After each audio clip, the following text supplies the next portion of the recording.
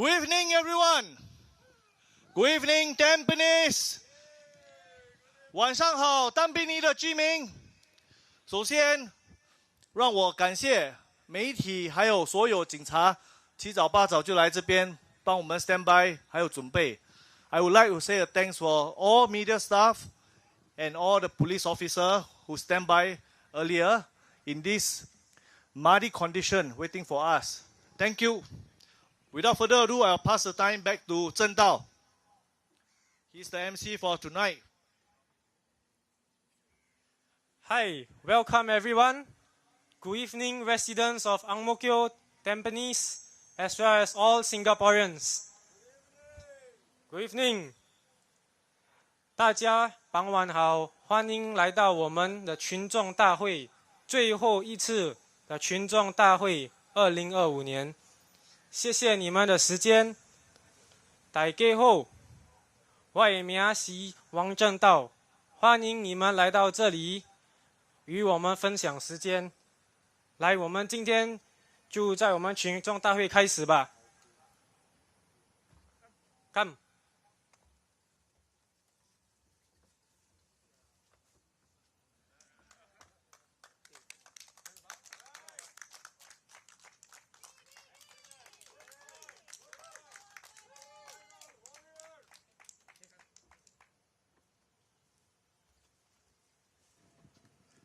Good evening, everyone.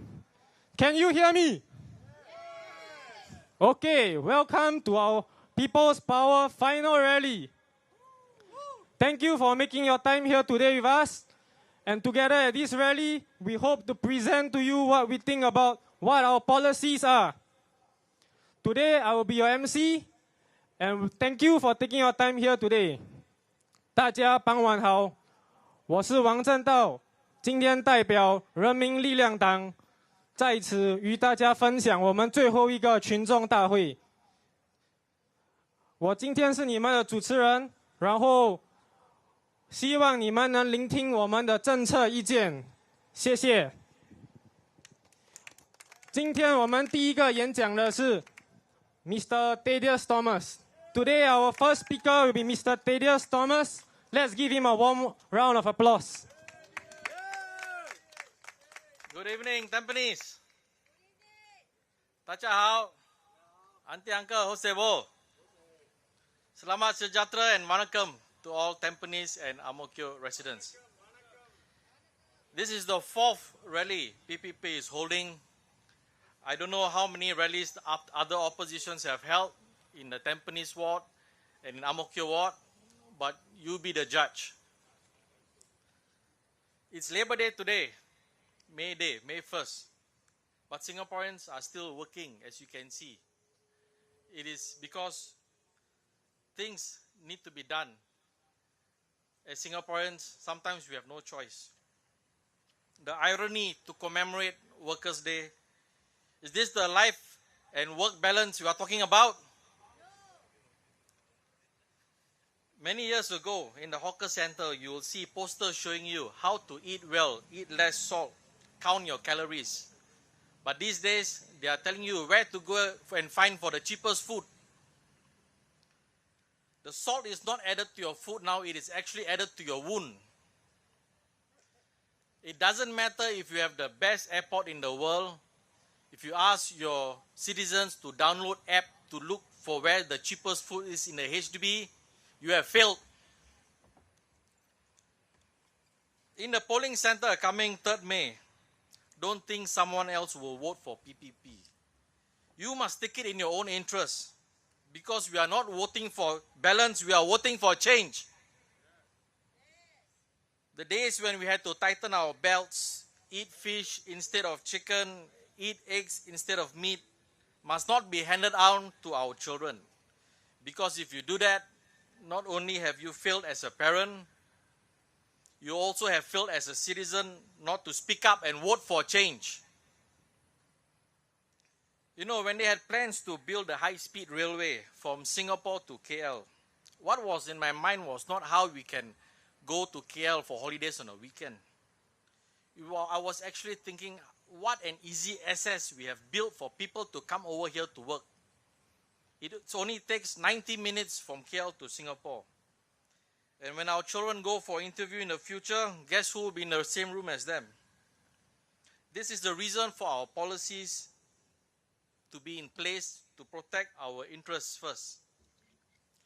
Young voters, do remember in 2024, MOM has revealed that on average 660 foreigners were barred every year in Singapore for submitting fake education qualifications.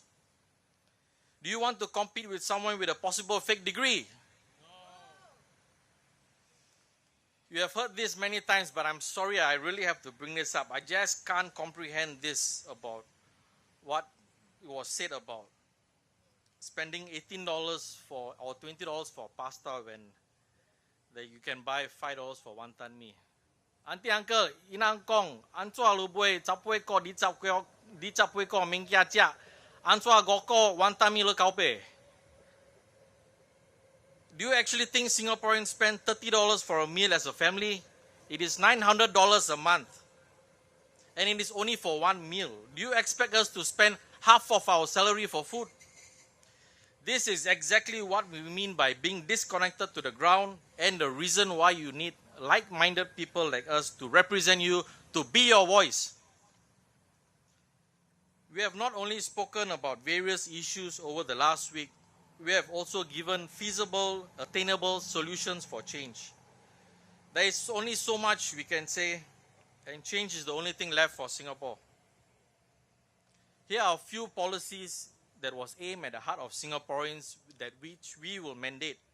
In the health sector, we will need to raise hospital beds to population ratio. In the migration sector, free trade agreements must not have clauses that impact the jobs of local PMETs. And prioritizing citizens for foreign spouses of Singapore citizens who give birth in Singapore. Minimum residency occupancy period of 12 years must be fulfilled before a Singaporean citizen can be granted. To strengthen the employment sector, human resource or employment agencies must employ Singaporeans to ensure accountability when employing. Amongst other policies, we are looking for good governance that resonates the Singapore people first. After this GE, whatever the results may be, our hearts remain open, and when we continue to do our walkabouts as normal people or as NP, do approach us, but remember, when your children ask you why is it hard to find a job, or why is it we are using coupons to pay for food, be prepared to tell them the truth. End of the day, let's make Singapore our home. Thank you very much. Yes.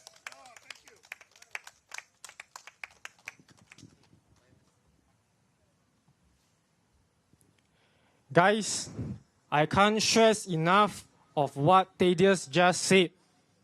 Singapore needs a change. Do you all agree? Yes. Do you know what he said about fake education degrees? Worries me a lot. As a young Singaporean, I stand before you here today. A fake degree which can't be verified, and 660 of them a year. This is the future I am competing against. Do you know, all my life growing up, I've been told, study hard, work hard, next time so that I can find a good job. Do you think this is fair to us? 大家好，刚才 Mr. Thaddeus 所说的，我想再强调多一次。现在他说我们每年外国人有660个人平均，我的文凭是假的。这是我们下一代所需要面临的挑战。你们觉得这公平吗？我们今天在这里想对大家说，我从小到大，我父母告诉我，用功读书，努力读书，改次能找到一个好工作。我们现在这一代所需要面临的这个问题，对我们来说，对我们本身土长的新加坡人来说，你们觉得公平吗？这件事，我今天听了他的演讲后，是我深深的难过的感受。我希望我们的下一代能有更好的平台与这些外国人相比。Next, I will be introducing our speaker, Martin Ho, who was a retired ex-civil servant. He will be giving a speech, and what impresses me most is how he chose to step out of retirement. Like many other civil servants, he did not have the chance to criticize the government when he was serving. Today, he decided to speak up and tell you all what is wrong with the government today, even though he's retired. Let's give him a round of applause and listen to what he has to say. Thank you.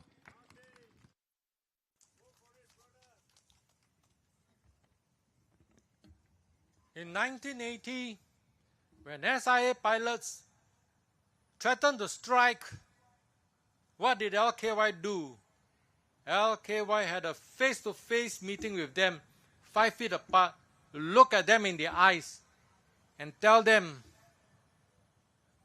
if you continue with this strike, I will let SIA collapse and I will rebuild, start all over again. You think about it. 65 minutes later, the pilots gave in. That's when he told the story at Fullerton Square in 1980s rally for the election that whoever rules Singapore must have the iron in him. If not, forget it. This message is telling all future prime ministers, including his son Lee Hsien Loong, "Mai kia, ai zai."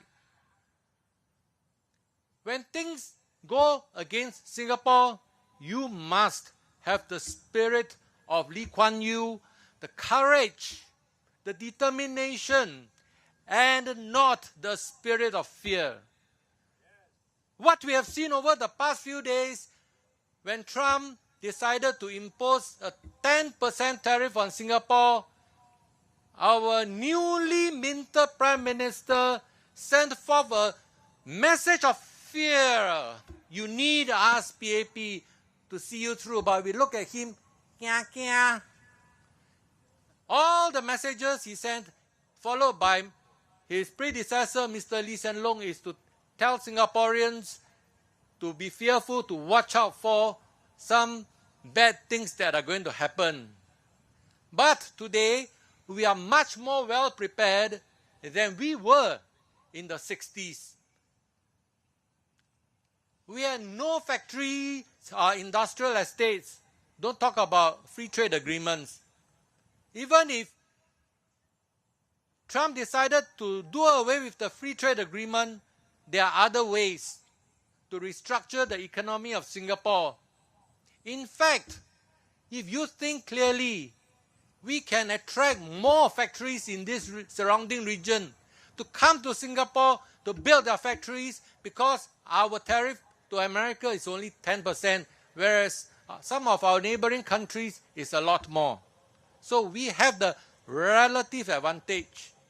I have to remind our government. The other thing, the fear that they put in us, is that if PAP doesn't win and we don't have enough good caliber people, scholars, super scale officers to become ministers, to see us through, we will be dead. True?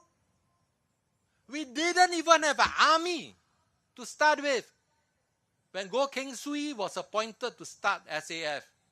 And was Goh Keng Swee a military general, a paper general? No! I tell you, Lee Kuan Yew has built very stable institutions to see us through in the event that we have lost all our ministers. Why?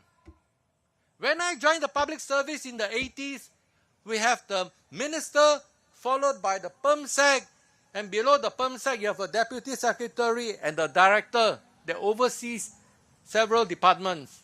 Today, if you look at the structure of the civil service, below the minister, you have the PERMSEC, the Deputy Secretary, and then you have the various agencies that are led by CEOs.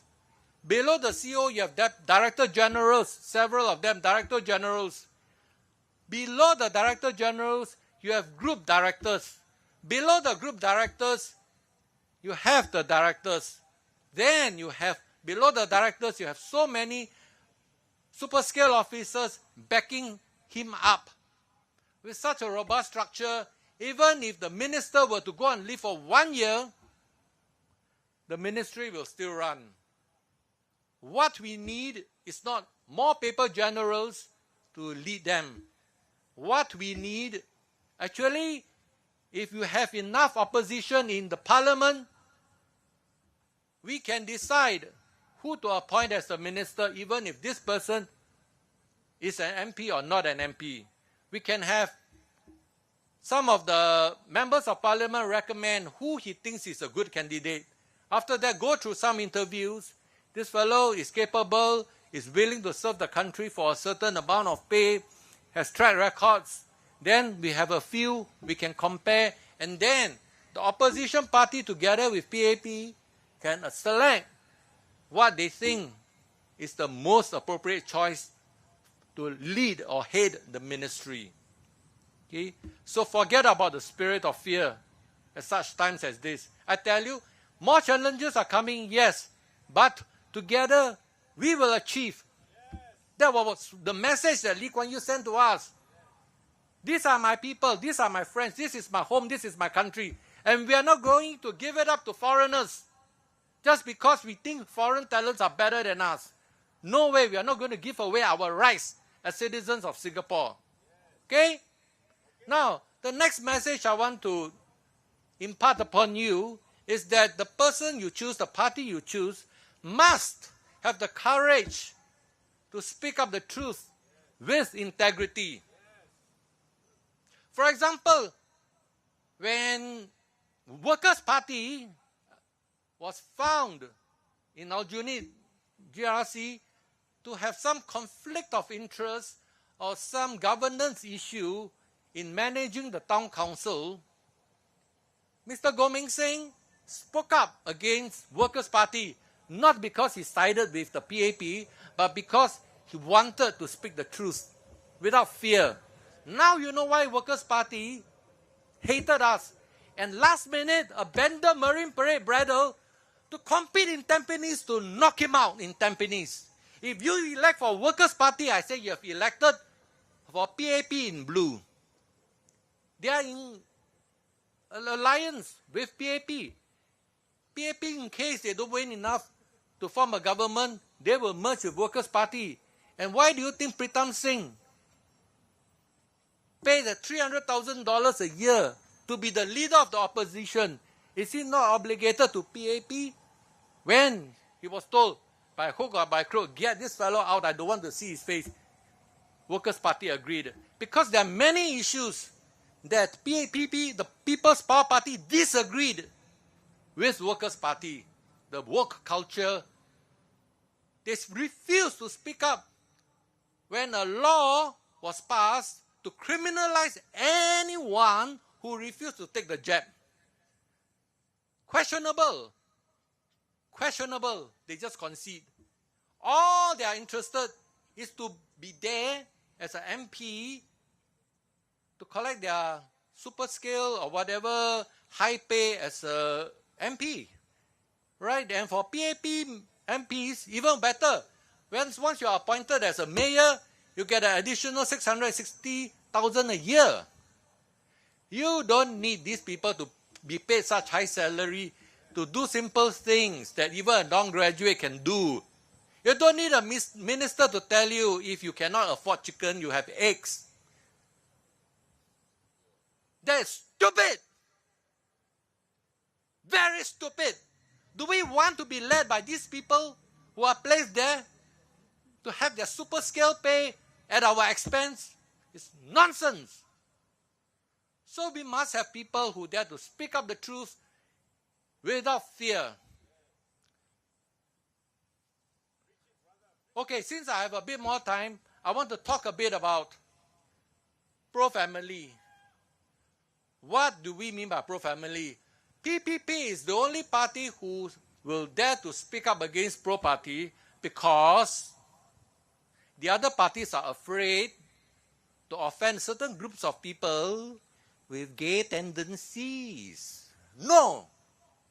We are pro-family because we believe marriage is between a man and a woman so that you can produce children. Even if a man marries a man or a woman marries a woman, you cannot adopt children and say you start a family and then impart woke culture to your young children, and then next time they also become gay. How are you going to have children? But besides this, we also talk about, and some parties also talk about, making it more affordable for young couples to have homes, to start a family, cheaper goods, essentials, subsidies in milk powder, for example, diapers. No, these are all the material needs that we can propose for the government to help young people get married. But besides that, there's also an important thing that there must be a culture, values for young people to want to get married, to start a family. And I think the Malays, the Muslims, have done it well. Yes. Our candidate Abba has got 5 sons. She's proud of it. So later on, I would like to hear from her what motivated her to have so many children, and despite of that, able to serve the community, social services, because I think they have a closely knitted community to uphold each other. The Chinese don't have that culture. Can the government as a whole do something to promote this culture? It is left to be seen, but I say it's not easy. But at least we try to impart certain values. Right, I remember when I graduated, Mr. Lee Kuan Yew started the Great Marriage Debate, followed by SDU, etc. The idea is to get people like me to get married. But I had a problem because if I get married, before I can get married, I need to have a flat. But it's a chicken and egg problem. Should I have my house first, then the girls will come and get married? Or should I get married first and then look for a house? I was staying in a 3-room flat. Very difficult to have my wife share the 3-room flat with me and my brother and my parents before I find a flat. So it was a struggle for me. But now, I think things have to be changed to make it more favorable for our young children to have a family. Some more? You want some more? Do you want some more? Okay. Besides pro-family, we really need to look into the restructuring of the government when we have more opposition in parliament. We cannot just have Workers' Party and PAP alone, or even PSP, because some of them are afraid to speak up. We need a catalyst, Goh Meng Seng, in parliament to speak up if he sees anything wrong. It cannot be own self, check own self with one party, or we check ourselves with 2 parties. We need more parties to counter-check on each other and to have more ideas. Because if you have only 1 or 2 parties, and it's like incest breeding, no? Insider breeding, and you only have the idea that only scholars can lead, then all the ideas seems to gel because everybody may be from the same alumni, or same kind of education, same thinking, they all agree with one another, and you are the odd one out, and they brush you out. It should not be that way. More ideas should be brought to the public, for the public to make a decision, to make a choice. For critical issues, like during a pandemic, if you think the solution is vaccines, let the public have a say. If you think that so-and-so deserves to be a minister, and you have maybe shortlisted 2 or 3 among the different parties, political parties, put it up for voting. Only then you can have the best person to lead Singapore. So, come what may, from this election, what bo kia, what zai, I have the iron in me I'm not afraid. That should be what PM Lee or PM Lawrence Wong should be telling us. Thank you. Thank you, Martin, for your passionate speech. You know, I've been looking at some of the comments online, and everybody is saying right now PAP are fielding candidates from the civil service, also known as paper generals. Do you trust them? No. Martin, as an ex-civil servant, although he might be a bit loso, although you might find a bit draggy, he have the heart and guts to stand out. Do you know how difficult it is to be standing on this stage here today? We are putting our lives out here for a change. During my last rally, I talked about how the civil servants and people working for the civil service should think carefully for PAP across the last 5 years. How many corruption cases were there? Do you know, it saddens me to see the Keppel Harbour case being let off a stern warning. What does this tell for people serving in the civil service? Do you, the media, dare to report what I said last week? I did not see what I said written in the newspaper. I hope all of you can go back and look through what I said last rally. There have been a culture of fear being instilled in us. Across the past 5 years, it was not just corruption. There was adultery in the civil service, and someone hid it for 2 years or even 3 years. Civil servants, you're telling me, is this the government and the values you stand for? We as common people have no choice but to step out on this stage and tell you that something is wrong. A change needs to be made, and your votes says a lot about the values you have in you. I empathize with Martin. He might be at this age where he could retire, but he chose to step up. Do you know that's not easy? Ask any civil servant today whether they can criticize the government. I serve NS, and I've been told I can't make any comments about the Israel-Palestinian war or any comments related to the government. Is this freedom of speech? No. Should I be afraid to voice out my concerns in Singapore, where I'm a Singaporean myself? Yes. With that, I leave it to you all to think about it, about the fear culture we have in each and every one of you. 丹本尼红帽桥的居民，我简单的说一下，这个马丁是一个退休的公务人员，他觉得是时候站出来，指责政府所说5年前所说的表现和他们的政策。我在上一个群众大会说，5年前我们 BAP 政府有贪污事件，有婚外情事件，这些事件应该代表我们所未来的5年的政府吗？我所说的题目在前一个群众大会根本没有登上报纸。我希望你们能花一些时间看一下我在上一个群众大会所说的内容。谢谢你们。Guys, next we have our beloved Mr. Samuel Lee. And all of you all might be laughing at him on how he might be a competent person in government. You all might not see it, but I do. Tell me, PAP supporters, what should you be requesting for the next 5 years in your life? For the GST hike, the government has given you save GST vouchers, correct?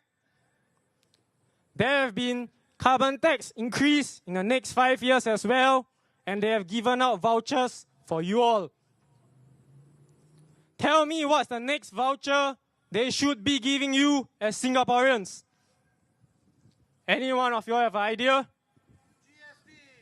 GST vouchers, sadly, they have given it. Any other answer? When I asked this question among my party members, Mr. Samuel Lee was the one who could give me a direct answer. His answer is healthcare. Tell me, in Singapore, can you afford to get sick? 新加坡人，你们现在有些人能指责我们说为什么我们选 Mr. Samuel 当一个候选人？我今天想跟大家分享，如今的政府起了 GST， 起了二氧化碳税，他们还缺了什么给你们的政策？他们给了 GST 汇券，他们给了二氧化碳汇券，还有什么政策他们能为你做的？当我问这个问题，在我们人民力量党里面时 ，Mr. Samuel 是唯一能给我一个答案的。我所说的答案是医药服务。你们在新加坡，你们负担得起一场病吗？一场手术费，那个费用是多少？我们人民能不能生病？小时候，我长大的时候，我父母跟我说，新加坡人不能承担得起一个病情，因为那个代价实在是太高了。好，我把时间让给 Mr. Samuel， 我希望你们能聆听他所想说的。谢谢。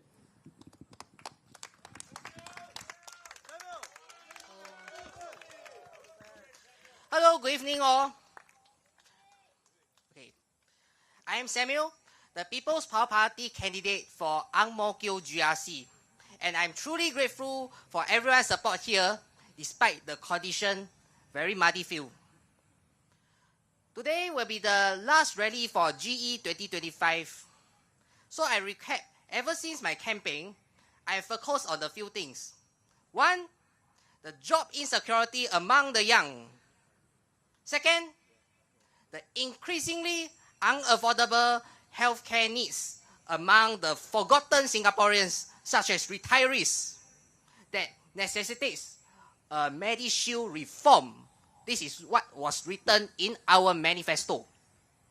Third, the strong mandate that this PAP government is still trying to seeking actually requires a strong political will to solve the social issues that we are facing now.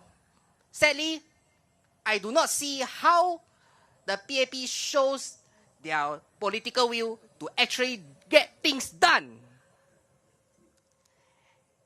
In addition, in my previous rally, I have also briefly mentioned how our candidate Abba Harun from the Tampines GRC and I can actually make this Yellow Ribbon project, something that helps the ex-convict to rebuild their life, a cause that deserves everyone's full support to achieve its intended effect.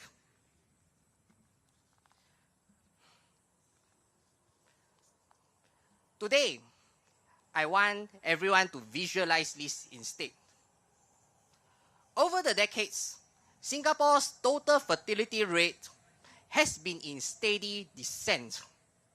From the highs of the 1960s to the lows of today, the numbers have continued to fall, just like an aircraft slowly losing altitude. At first, it wasn't alarming. But with this aircraft altitude warning chime ringing loud and clear, the trend was unmistakable. To counter this, the PAP government pulled hard on the controls, liberalizing immigration in a bold move to arrest the population freefall. It was as if the pilots yanked the yoke backwards, increasing the angle of attack dramatically, hoping for a quick lift, a sudden rise. But that's not how aerodynamics or demographic, by the way, works. Instead of climbing, the plane enters a stall. Jobs displacement hits hard. Even those NUS and NTU graduates felt the turbulence. It's like belongings tumbling from the overhead cabin. Jobs once secured in Singapore are now scattered worldwide, leaving many hurt. The cockpit indicators were flashing. Singaporeans were being edged out of meaningful participation in the workforce. Just like the underemployment is so glaring. How many graduates are now taking the part-time job as a gig worker to supplement their income, or even worse, become a full-time gig worker instead? This is how the store blazer bled as the plane slowed and losing that lift. Meanwhile, the government tried tweaking policy norms, marriage incentive, baby bonuses, housing perks, hoping to restart the engines of family growth. But nothing worked. It was like watching pilots scrambling buttons and levers, ignoring the stall warning and blaring right in front of them. You all should think, why? Anyway, regardless what happens, there came 2023. Singapore's total fertility rate has plunged to the historically low at 0.97. Below replacement, below sustainable. A number is so low that the most feared ground proximity warning system is screaming. Now this is no longer about altitude, but whether we will crash and when. There is still one movement: to hand the controls to a new pilot, one who can read and trust the instruments, correct the course, so that the plane will be back to the safe skies.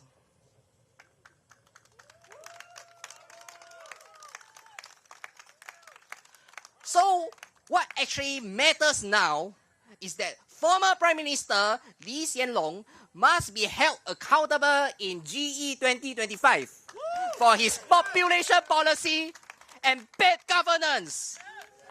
Because if we keep ignoring the stall, sooner or later, we will meet the terrain.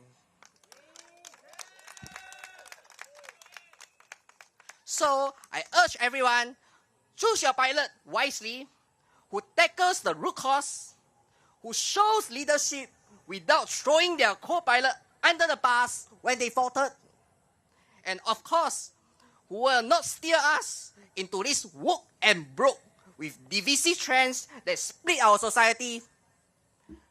And for those who are curious what does woke and broke stands for, my party comrade, party chairman Derek Sim will elaborate more when he has his own airtime.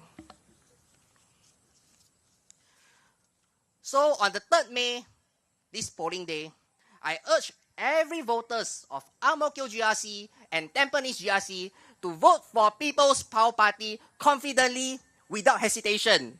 Make Singapore home again. Thank you, everyone.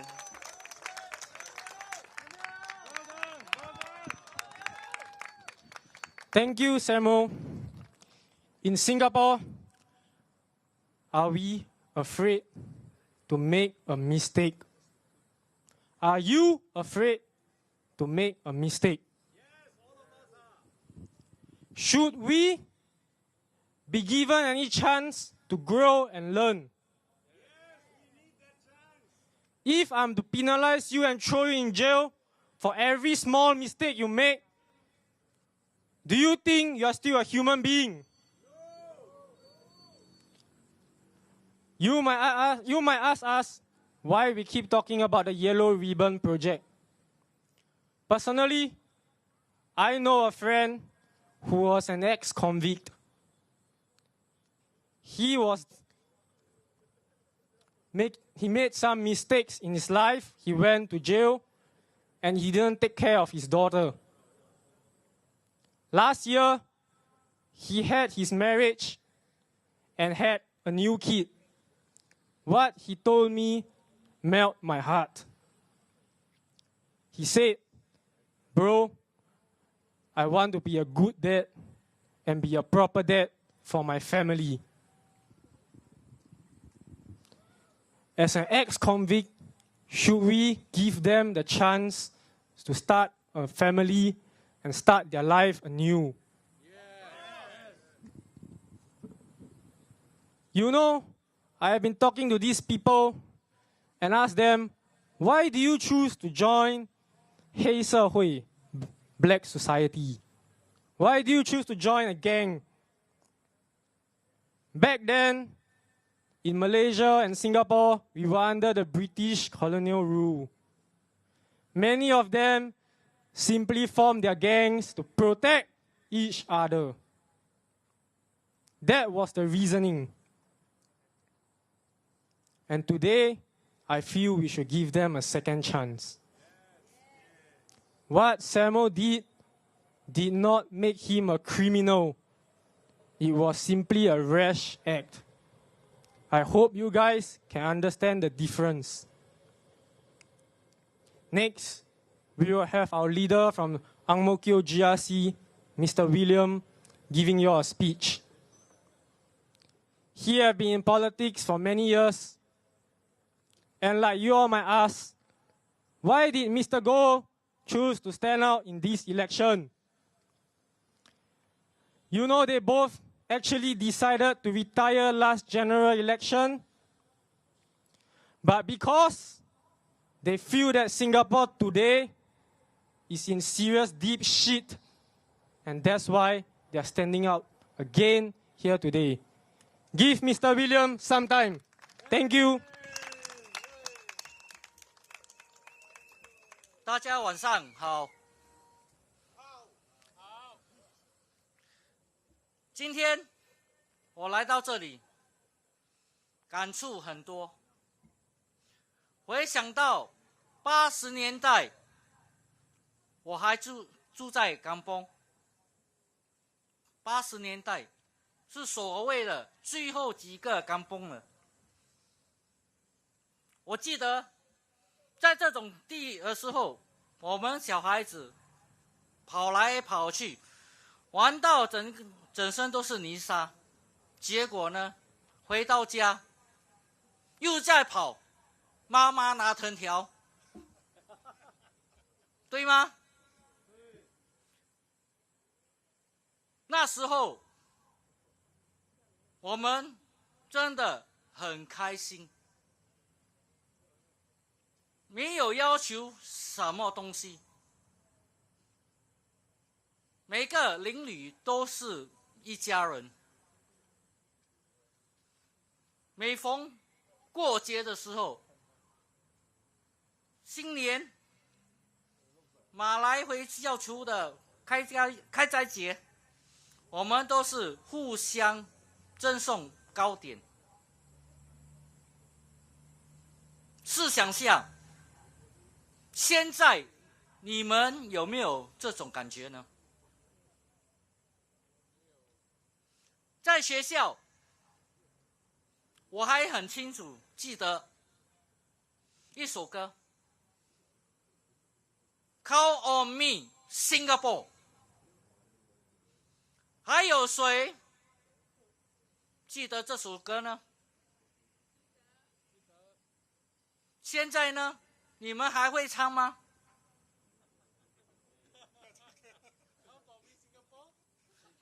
你敢吗？所以呢，回味无穷。当然，还有一部连续剧，我真的回想起来，那叫做《小人物的心声》，也是我们本地作者参加，吴家明是吧？吴家明的作曲。今天我就在这边跟你们说一位小人物的心声。2011年11月16号，我们的国父李光耀的生日，我正式当了一位德士司机。然后呢，我在2021年的时候成立了 Facebook 最大的德士司机的网页。为什么我要成立呢？其实很简单，德士师傅其实是很孤单的，一天8到12个小时，一个人在驾车，没有一个群体跟他们说话。所以呢，我把这个群体结合起来，给他们说他们的辛酸。在2014年的时候， Uber 进军新加坡，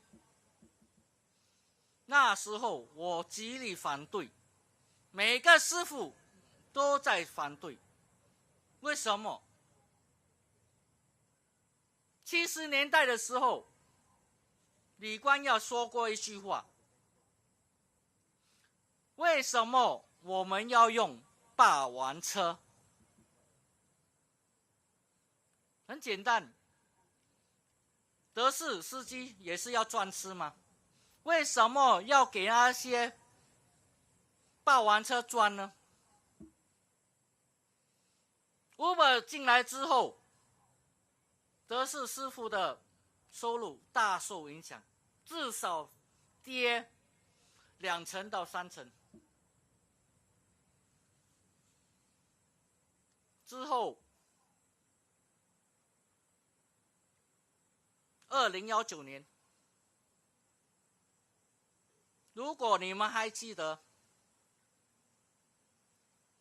我在江尼机场直接抓了一位马来西亚车辆的师傅。为什么我要去抓呢？ LDA 真的没有用，废柴一位。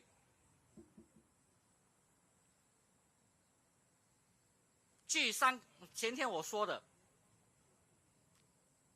新加坡有法律，不过 LDA 他们根本都不要去理会法律。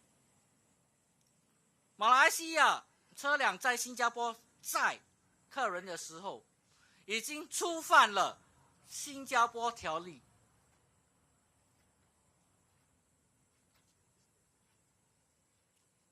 为什么他们不去抓呢？主要原因就是因为你们新加坡人太喜欢马来西亚车了，因为太便宜。不过你们试想看看，假如现在的政策不改变的话，你们的将来就像我们一样，变成一个私家车司机或者德士司机。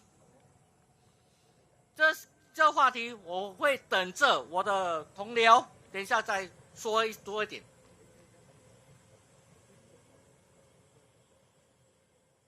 试想看，那些在马路上奔跑的德士师傅、私家车师傅，全部都是你们的父母、阿公、阿嬷，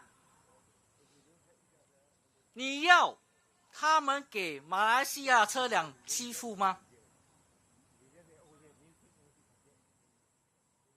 假如你们不需要，请你们停止利用马来西亚车辆。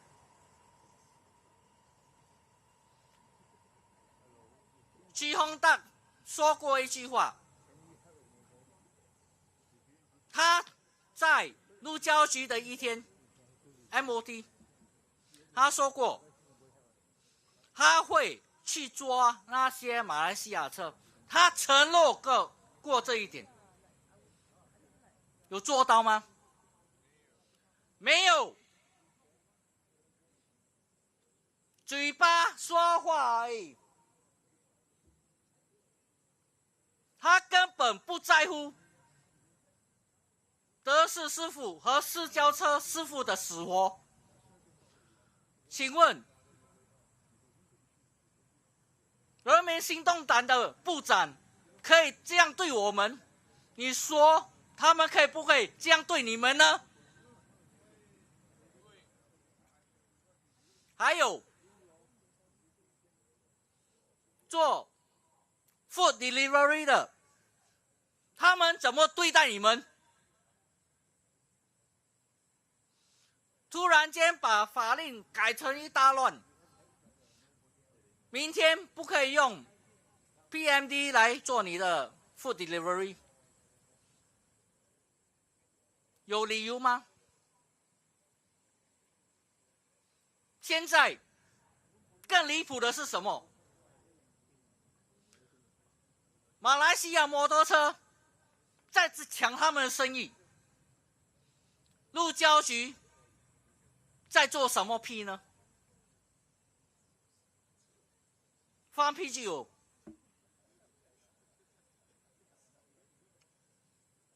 现在我还要想问路交局还有人力部，那些马来西亚的摩托车还有私交车，他们是不是触犯了人力部的法律呢？因为现在我们已经 full employment full CPF contribution 了，是不是触犯了这一条法律？所以呢，请投我们一票，主要的是在国会里那些精英会帮我们这种小人物出声吗？还是他们有其他议题要说呢？哪一个比较重要？最后，从第一天到今天的第9天，我从来始终没有讲过疫苗课题。其实在我这一组里面呢，我是最开放的。不过打什么疫苗，我只有一个 condition， 第一就是不会传染给别人，或者你不会被传染。假如两者都不可以的话，何必去冒生命危险去打疫苗呢？那好，我把时间交给别人，谢谢。谢谢 Thank you, William. I shall summarize his speech in short for you all in English. Basically, William is a taxi PMV driver and he started his own Facebook group for all the taxi drivers. He has been voicing out against the illegal Malaysians that are coming here on our Singaporean streets, doing our jobs illegally. Do you know he has been threatened and verbally abused online? How many Malaysians want him dead because of this? Here he is, risking his life, trying to tell you Singaporeans that something is wrong on the streets. And many of you are just laughing at him. Ha, just another taxi driver. He is no ordinary taxi driver. He got balls to stand up and say that this is wrong. He risked his life today trying to fight for the rights of our own Singaporeans. All these are happening behind the scenes. I hope you all know this and understand the sacrifice he's making on behalf of all of you all. Next, we have Mr. Peter from our Tampines GRC team coming up to give a speech. And I would like to introduce you all to him briefly. He has developed his own business and he has his own patents patented across the world. He is known worldwide for his achievements and he has shared about them. Tell me, Singaporeans, do you all want to be millionaires? Yes or no?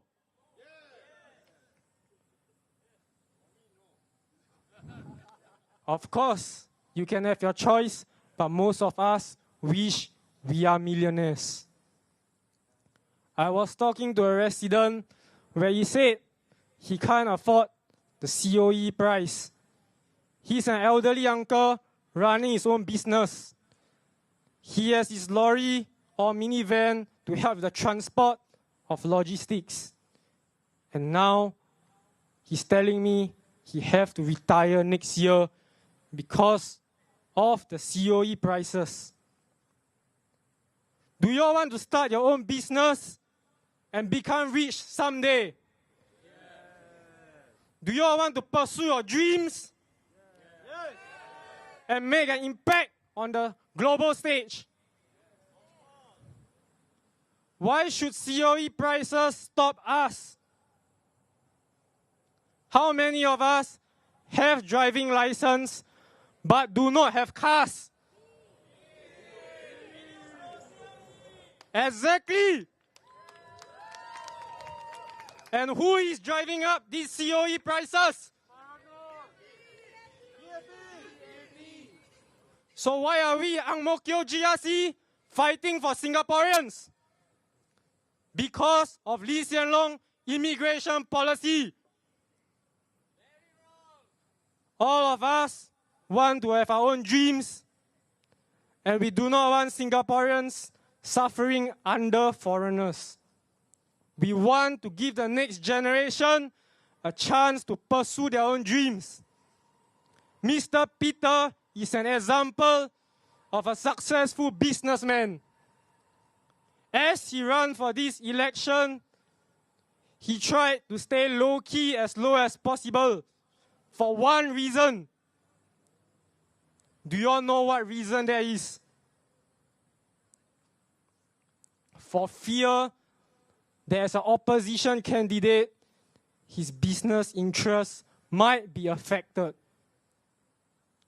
Think carefully of who you vote for next 5 years, and let's give him the time to speak. Thank you.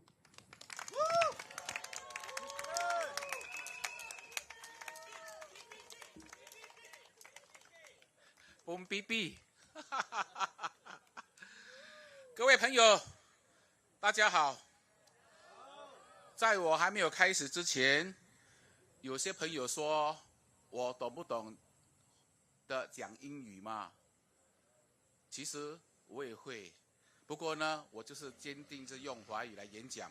这些朋友如果要听马来语、印度语或者是英语，可以下载翻译软件在手机里。还有那些想要更了解我的，从抖音、Facebook 打我的名字 SG 就能搜索到我，了解我到底是做些什么。所以 you are smart to be here 我讲的都是真心话。首先，我先感谢大家在这个烂泥一片的地方听我们在这里讲话，谢谢你们，说声对不起，谢谢你们辛苦了。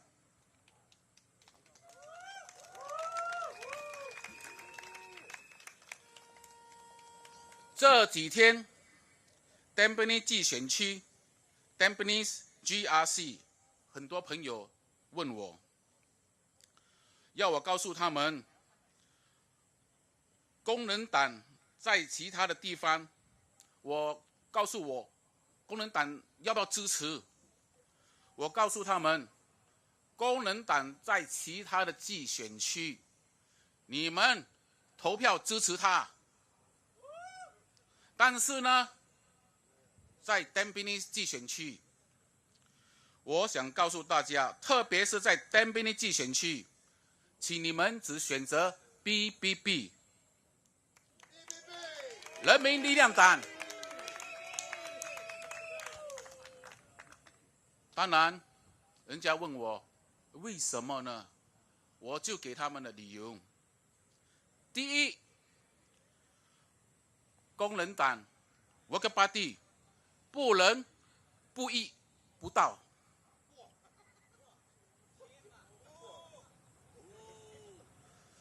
为什么呢？因为他们有理由，突然之间放弃了买林伯列集选区，也不通知任何在野党。这就是什么？这就是有心直接帮助 BAB 人民行动党直接自动胜利。我无法理解。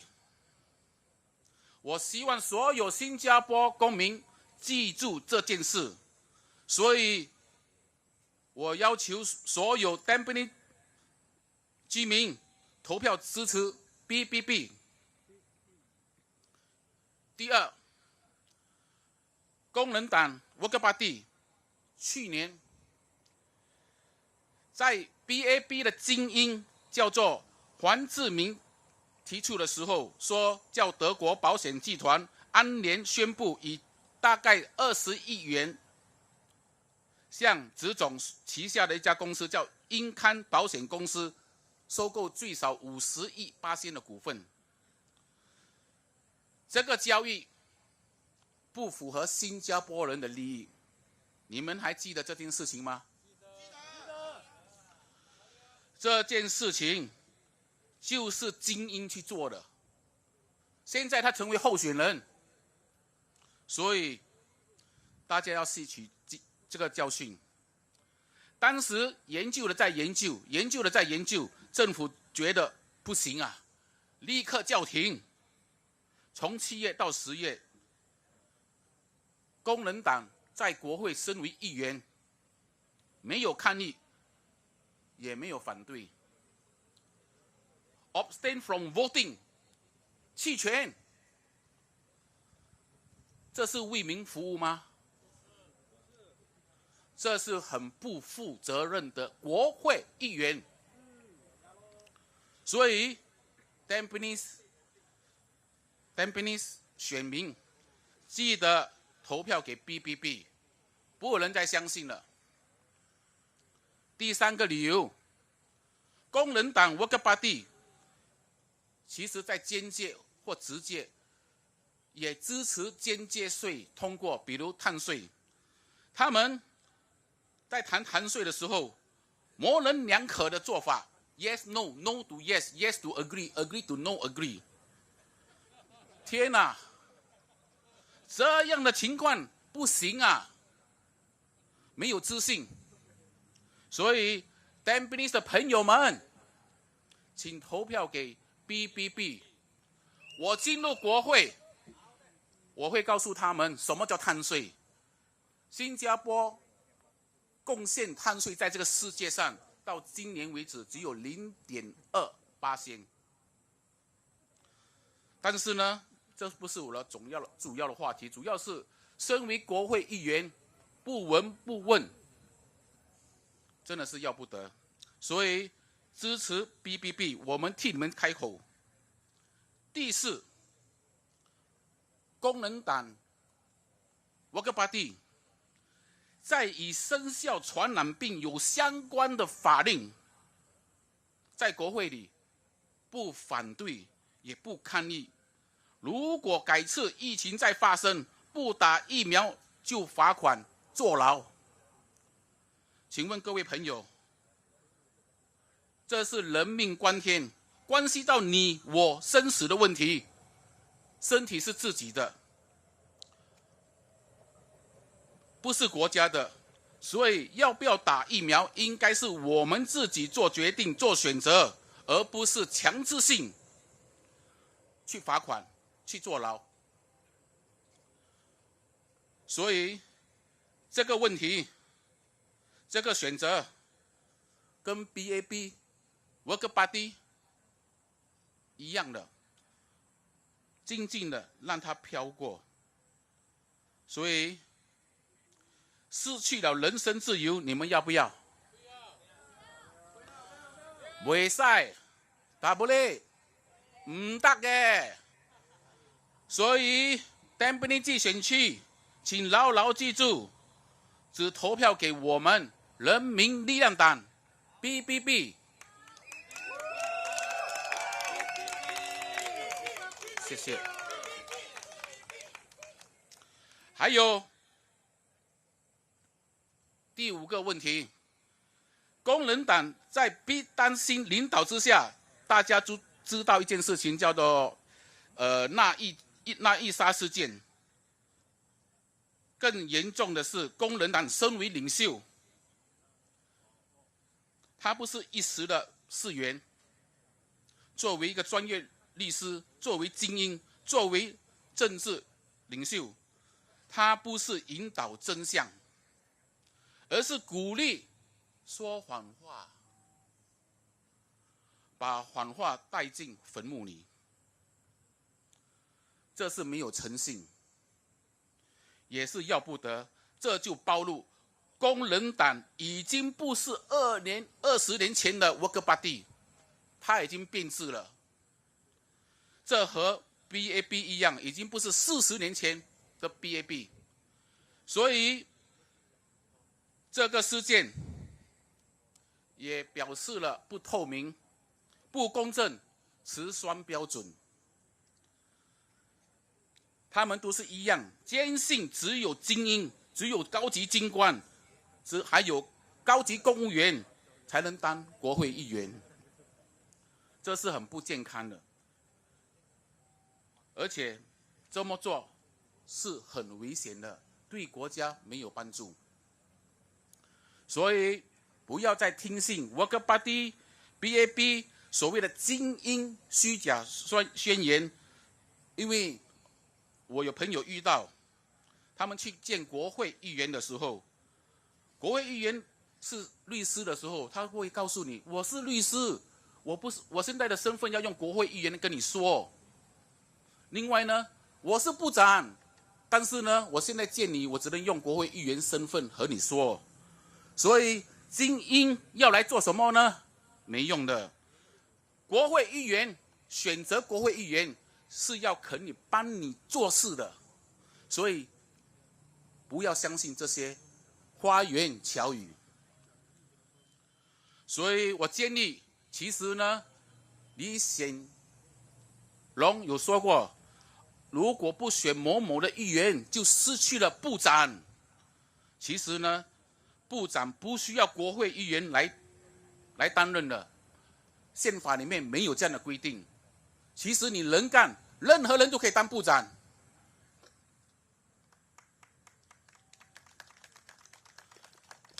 也许有关当局可以考虑梁邦外、梁文辉当部长，或者是 Dr. G， 我觉得他们都是很能干的。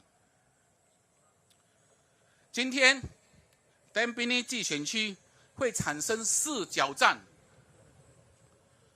这是工人党的杰作，我们要感谢Worker Party。所以应该说够了，真的是够了。上面的种种很多太多了，无法举例。所以呢，我们要确定不要再投票，特别是在淡滨尼集选区，不要再投票给 Worker Party 跟 BAB， 只有支持 BBB。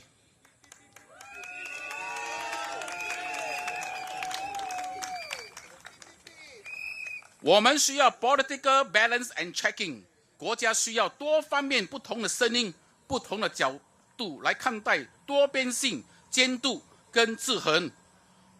我不相信 own sell jet own sell， 只有 BAB 相信 own sell jet own sell。所以，我希望 Tampines 集选区 Tampines GRC。请你们直接真的投票给我们人民力量党。我们有直接专业的队伍，能更好的管理市政理事会。怎么管理呢？我举一个例子：中央空调 （Central Aircon System）。如果你说过滤器，很多工程师就会想到，哦，过滤器呀，需要有一个过滤膜。或者过滤网，或者过滤纸，这是科技，但是不是最尖端的科技。最尖端的科技不需要这些东西，而且能阻隔病毒。这些如果你去问 A-Star 或者 NUS 的精英，或者 NTU 的精英，到今天他们还不懂。所以我们会更有效的、更低的成本。用最顶尖的科技来管理市政理事会，所以大家放心，我们不会用多层供应商的方式来管理，所以费用会大大的减低。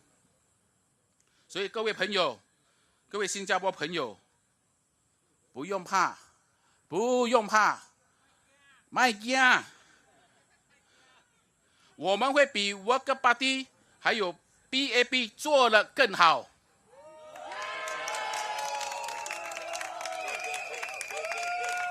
Make Singapore home again. Make Singapore home again for a better future. 不要怕，不要怕，投票给 BBB 人民力量党。谢谢，谢谢。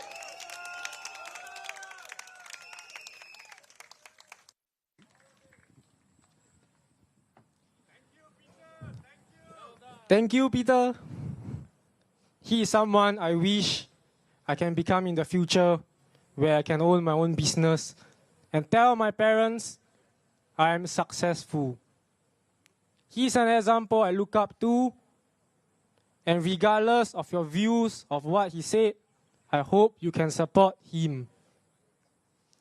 You know, some of my friends here ask me, is PPP a mole party, right? A lot of people online have been smearing us, saying we are PAP mole party. Have you read those comments? Good. Either way, I will explain it to you. Today, we are contesting in Tampines because we have no choice. 我们别无选择，站在这里，今天在丹宾尼竞选。Do you know why? Because as a small opposition party, we are in active talks with other opposition parties. We negotiate and we communicate with them. Tell me which party says they are going to keep their strategy a secret and do not want other opposition parties to know.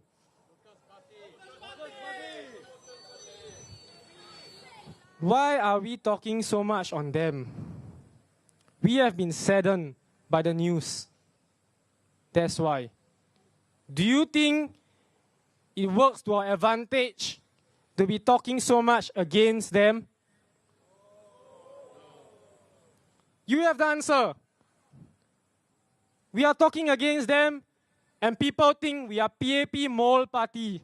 How funny is that? Ha ha ha, correct. I have been with the party for 1 year plus. I volunteered behind the scenes. And then as a candidate, I can tell you, we are trying very hard behind the scenes. 我在政治上有大概1年了。我们人民力量党在背后有跟别的反对党联络和联系，来调整我们的政策，确保新加坡人有一个选择。但是在网络上，有些人说我们 BBB 是 BAP 的 mole party， 太搞笑了。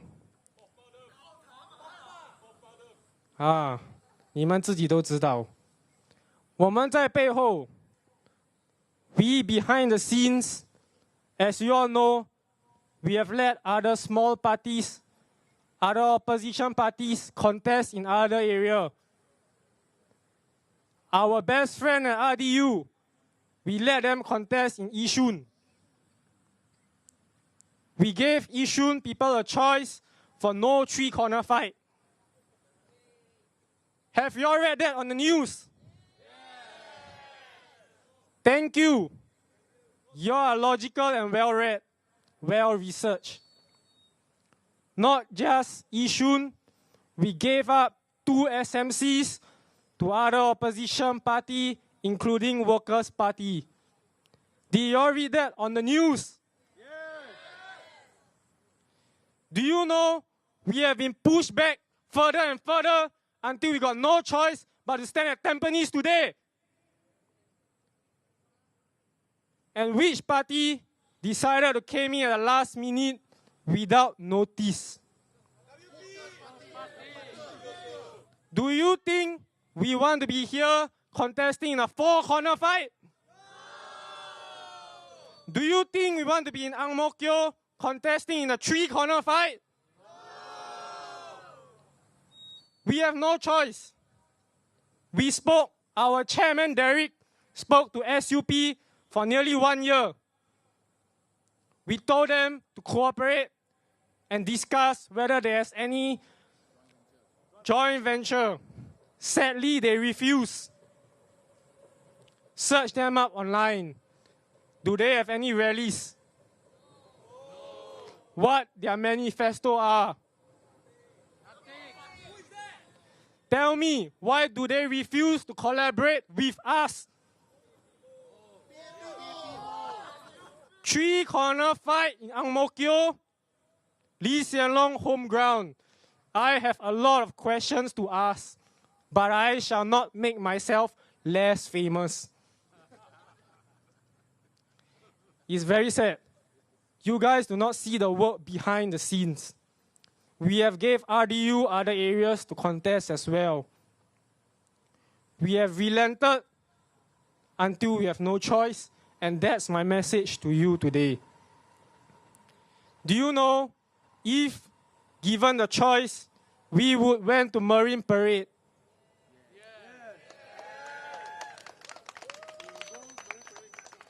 As a politician, I look at the Marine Parade election this time round.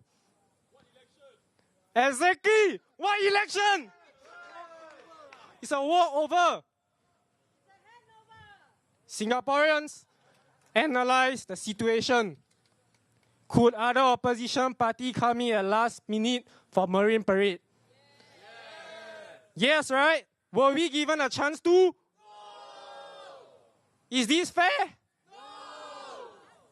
And PAP are telling us they risk losing capable ministers in parliament. Rubbish! That's what you said. That's up for you to decide.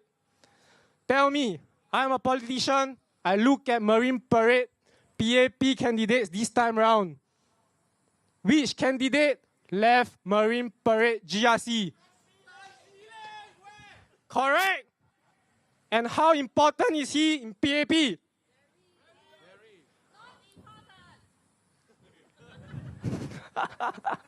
Sorry, I've got to laugh at this one.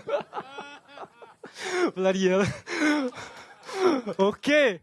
So tell me, why did PAP never put Tan Si Leng in Marine Parade GRC? Why did PAP move Tan Si Leng to Choa Chu Kang? Parachute. PAP supporters in Marine Parade. All I've got to tell you this. Do you want your minister and member of parliament leaving your home ground? Does it make sense to take Tan Si Leng out of Marine Parade? All this, you do your own math and think in your heads. Does it add up for our party to go over to Marine Parade and contest? Yes. Do we have a choice? Exactly. We were not given a choice. We were not even informed. Can you all see the political state at play today? And a lot of people are accusing us of being a mole party. Tell me, are we really a mole party at this point after knowing all this? Tell me, Tampines voters, who will you vote for?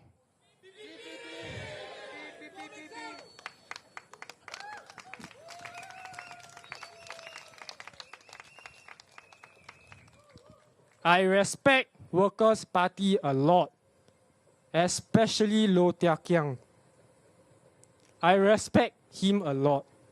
Back in those times, Worker Party's members have to endure a lot of shit thrown at them by PAP. But today, I'm here asking myself the question, why did all this happen? Next bit of information. Do you all think Worker Party will win Punggol and Sengkang? I am Worker Party. I think they have the capacity to do it. They can win in Sengkang and Punggol. Sadly, are we given a choice at here, Tampines today, to pull out of Tampines? So tell me, does it make sense for you to vote for us? What Peter said, I can summarize in a few points. When carbon tax was introduced, which party kept silent? Workers' Party. Workers' Party. When the vaccine mandate was issued, which party kept silent? As an opposition party, should you be silent on these issues? No. I have to share a story on why I stand here today. My brothers, my classmate asked me, 24 years old, serving politics. Why, bro? And the reason is simple. I do not want you all to be thrown in jail. That's my motive. Honestly.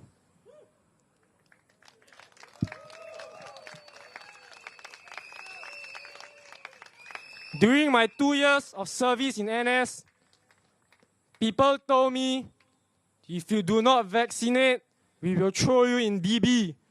We will throw you in jail. I experienced that, and I mentally died.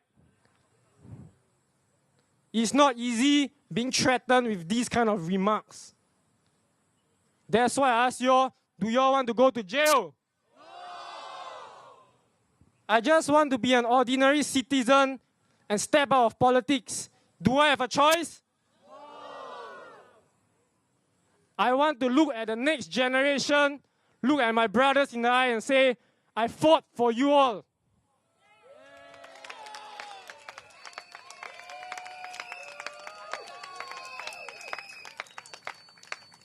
So tell me, are we a mole party?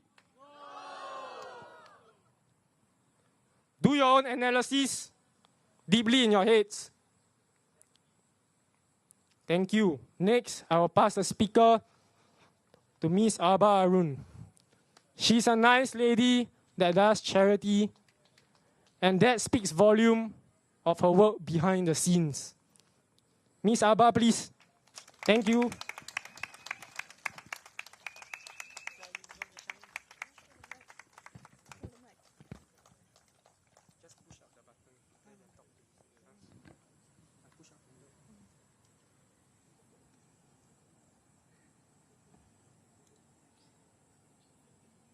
Hi Singaporean, Tampines residents, ni hao, how are you? Warren, my name is Arba Harun. Okay, let me speak up in Malay. Apa khabar semua? Malam ini saya berdiri di sini bukan hanya sebagai calon tetapi sebagai warga Singapura, seorang ibu, seorang kakak, seorang anak perempuan, seorang yang mencintai negara ini dengan sepenuh hati. Hari ini Singapura berdiri di persimpangan jalan. Kita tidak menghadapi krisis mendadak. Kita menghadapi ancaman yang perlahan, berbahaya, senyap. Satu yang mengancam kelangsungan hidup kita sebagai rakyat.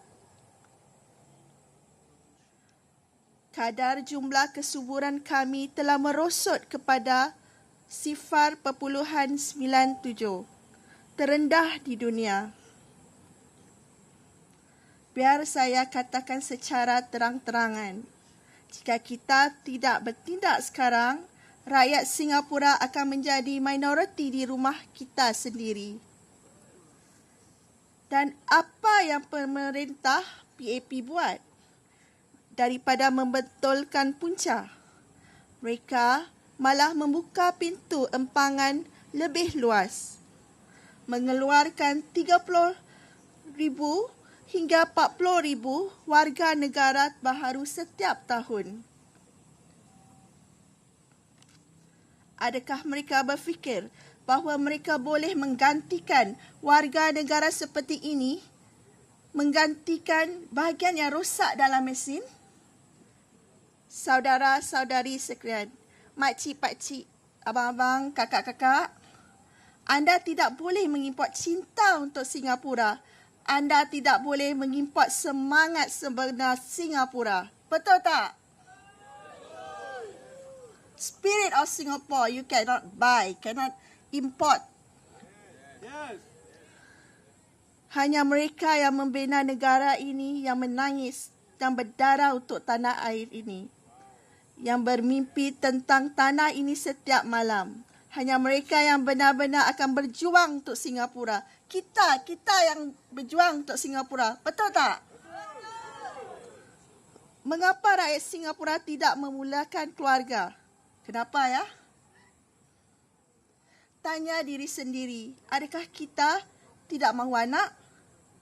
Sudah tentu tidak kan? Semua orang mahu anak. You all want a children one day? Ini kerana sistem telah menjadikan hidup kita sukar. Terlalu sukar. Punca pertama, perumahan. Pasangan muda yang memohon BTO hari ini, berapa lama mereka perlu menunggu? 5 tahun? 6 tahun? 7 tahun? Pada masa anda akhirnya mendapat kunci anda sudah berusia 30 tahun. Harga pun telah menaik lebih tinggi. Bagaimana untuk memulakan keluarga awal seperti itu? Dan yang lebih teruk lagi, baru-baru ini terdapat tanda-tanda pemerintah sedang menyediakan rakyat Singapura untuk menerima BTO yang lebih tinggi. Harganya lebih tinggi ya. Pada Januari 2024, HDB berkata mereka menyimak model penentuan harga BTO. Membayangkan bahawa flat masa depan boleh diberi harga lebih hampir kepada nilai pasaran untuk ketelusan. Dipetik dari The Straits Times CNA Reports. Tetapi jangan silap, ini tidak memihak kepada anda. Jika flat BTO dipancang lebih dekat dengan harga pasaran yang melambung tinggi, pasangan muda akan dibebankan di bawah pinjaman yang lebih berat, hutang yang lebih berat, beban yang lebih berat. Pakar bebas seperti Independent Singapore dan pengalisannya di Online Citizen Asia telah memberi amaran daripada membantu rakyat Singapura memulakan keluarga, penempatan harga BTO lebih tinggi dan melambatkan perkahwinan, menangguhkan kelahiran dan memburukkan lagi krisis kesuburan. Dan apakah yang berlaku kepada misi asal HDB? Perumahan awam mampu dimiliki oleh semua. Apa yang jadi? Hari ini, kita mesti bertanya, mampu dimiliki oleh siapa? Bandingan yang berpatutan dengan apa? Mampu hanya jika anda bekerja 2 pekerjaan dan mengambil pinjaman 30 tahun? Teman-teman, kami berkata tidak kepada harga BTO yang lebih tinggi dan mahal. Kita mesti menuntut harga flat BTO berdasarkan kos pembinaan ditambah dengan margin kecil, bukan atas kegilaan pasaran swasta. Perumahan awam mesti berkhidmat kepada orang ramai, bukan keuntungan. Next, kos sara hidup. Setiap kali kita pergi ke pasaraya, beli barang, setiap bil, setiap yuran anda rasa sebab. Penjagaan anak, astronomi, susu tepung, harga emas, pengangkutan, harga terus naik. Betul tak? Makin mahal kan? Everything is getting expensive. Ketidakpastian pekerjaan. Malah mereka yang belajar bersungguh-sungguh, bekerja keras akhirnya dihimpit oleh pekerja asing yang lebih murah. Dan biar saya beritahu awak, sebahagian daripada bakat asing ini telah ditangkap oleh ijazah palsu. Ingat 2018, Kementerian Tenaga Manusia MOM mendedahkan sekurang-kurangnya 15 PMET asing yang ditangkap dengan CJ palsu daripada yang dipanggil kilang ijazah. Kilang untuk membeli ijazah. Mereka membayar wang untuk sekeping kertas, tiada kemahiran sebenar, tiada latihan sebenar. Namun, mereka telah diberi peluang yang baik yang sepatutnya untuk rakyat Singapura. Adakah ini adil? Dan apa yang berlaku kepada mereka apabila ditangkap? Hanya satu tamparan di pergelangan tangan, diberi larangan kerja saja. Tiada masa penjara yang serius, tiada denda yang berat. Adakah adil? Dan itu hanya mereka yang tertangkap. Berapa ramai lagi yang terlepas kerana sistem terlalu longgar. Inilah yang berlaku apabila anda mengutamakan angka bilangan penduduk daripada kehidupan rakyat Singapura. Sementara itu, rakyat Singapura asli sedang bergelut. Ada yang terpaksa menurunkan taraf kejayaan mereka. Ada yang terpaksa memandu Grab semata-mata untuk terus hidup. Saudara-saudaraku, adakah ini adil? Adakah adil? Jika anda fikir ia tidak adil, katakan dengan kuat, ini tidak adil. Speak louder, is this not fair? Kalau negara-negara lain melindungi rakyat mereka, mengapa kita tidak? Lihat Australia, sebelum mereka mengeluarkan pas kerja, majikan mesti membuktikan tiada warga Australia tempatan boleh mengisi pekerjaan itu. Lihat Hungary, mereka menyara keluarga mereka memberikan pelepasan cukai yang besar dan insentif yang mempunyai anak. Lihat Jepun, daripada mengimport, mereka melabur berbilion-bilion dolar untuk membantu keluarga muda berkembang maju. Lihat Switzerland, pemeriksaan ketat terhadap kelayakan pekerja asing sorry.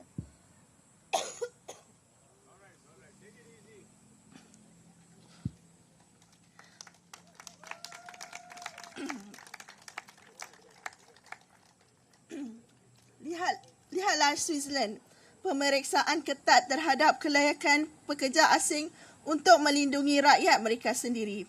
Adakah anda semua ingat janji Swiss Standard of Living? Adakah anda nampak setakat ini?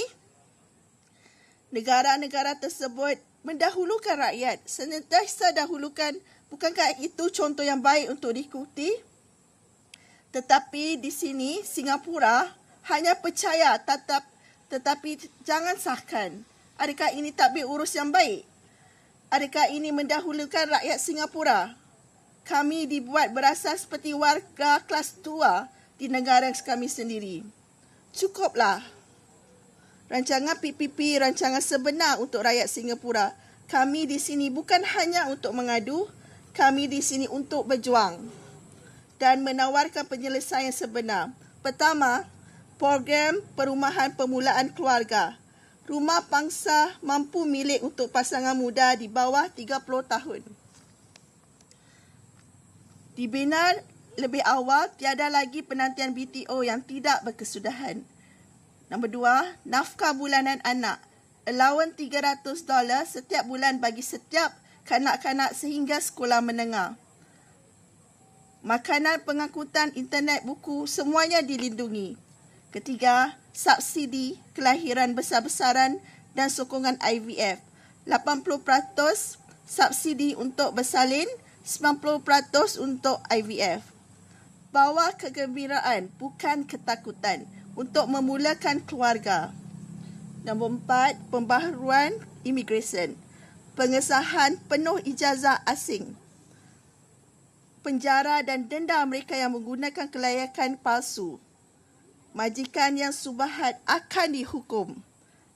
Nombor 5, had jumlah penduduk pada 6.5 juta. Lindungi ruang kita, rumah kita, budaya kita, masa depan kita. Saudara-saudaraku, Singapura bukan sekadar tempat yang menjanawang. Singapura bukan sekadar lapangan terbang. Singapura adalah rumah kita. Nenek moyang kita membinanya dengan tangan kosong dan impian mereka. Kami bukan anti orang asing. Kami ada pro Singapura. Kita mesti menghormati warisan itu. Kita mesti melindungi masa depan itu. Hari ini, saya meminta anda bukan hanya menyokong kami. Saya minta awak bangkit. Bangkit untuk Singapura. Bangkit untuk rakyat Singapura. Bangkit untuk anak-anak, ibu bapa kita. Bangkit untuk semangat Singapura. Adakah awak bersama saya?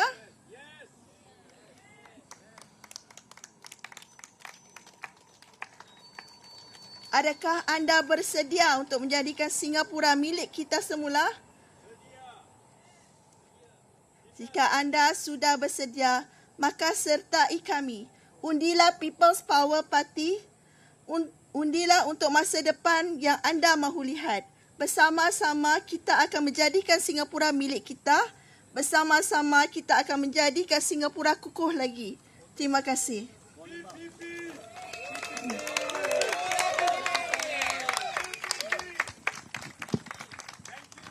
Terima kasih, Madam Akbar. Baiklah.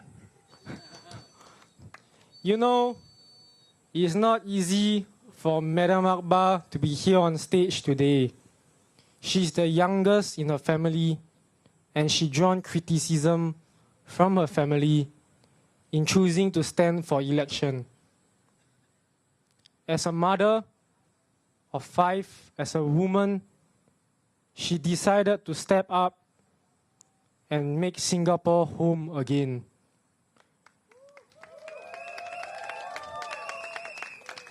She understands what it means to run a home, to take care of her kids, and even contribute in her spare time to charity. She might be a woman, but I believe her values outshine all other candidates. And with that, I respect her a lot. A round of applause to her, please.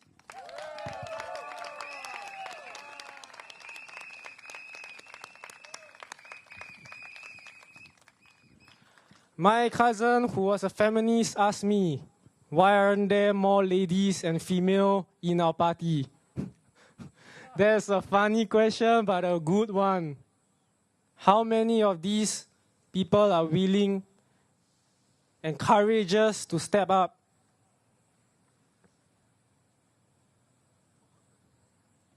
How many of these women dare to stand out in the limelight and believe that the family values are important? She did, and I respect her a lot.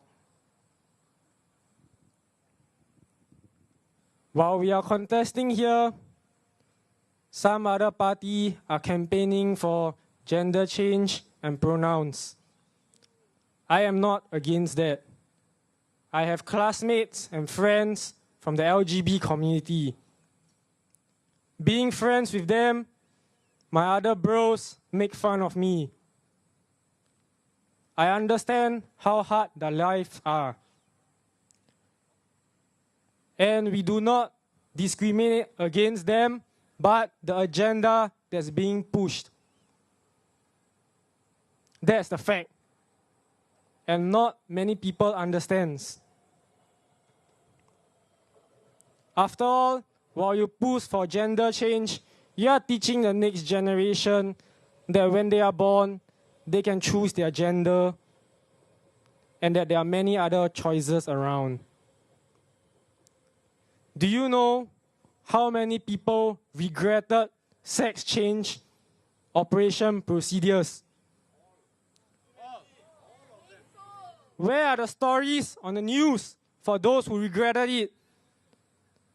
They are on medical and hospitalization medicines for the rest of their life. Have you read their stories? Yes. Please do read up on them and understand what we are campaigning for. We want to give them freedom, but we do not want their agenda to be pushed into the business world and onto our next generation. Our birth rate is already below 1.0. I am friends with them, and I've seen their relationship issues and whatever that went on in their teenage years.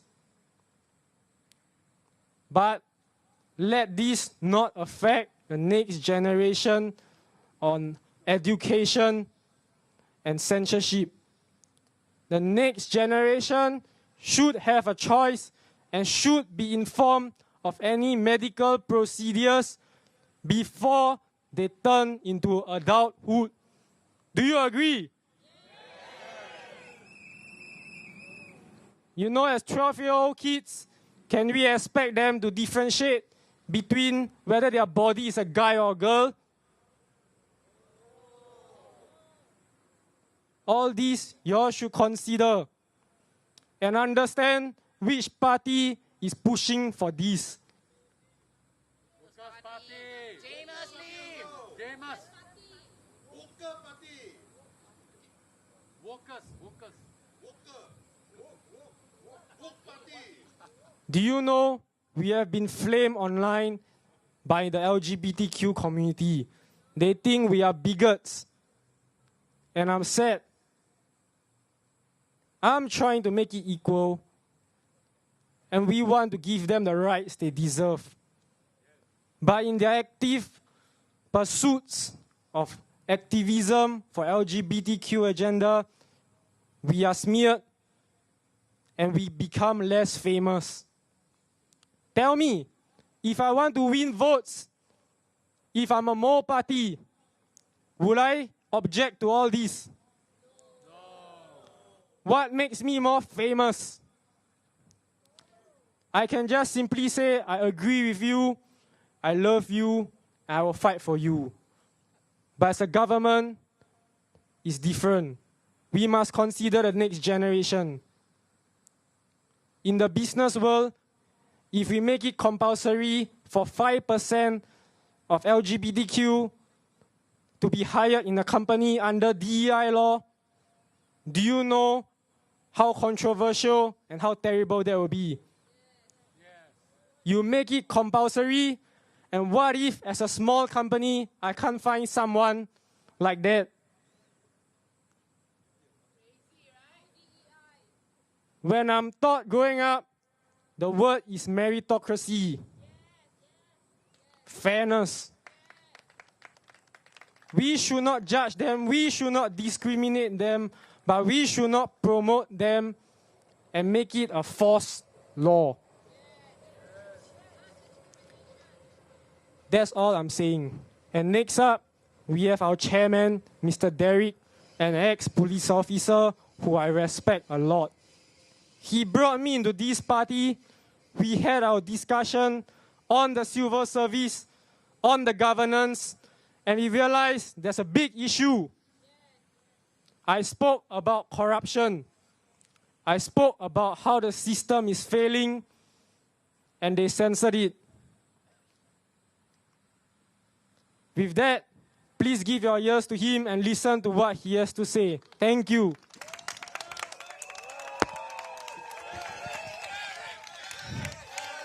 Good evening, Tampines.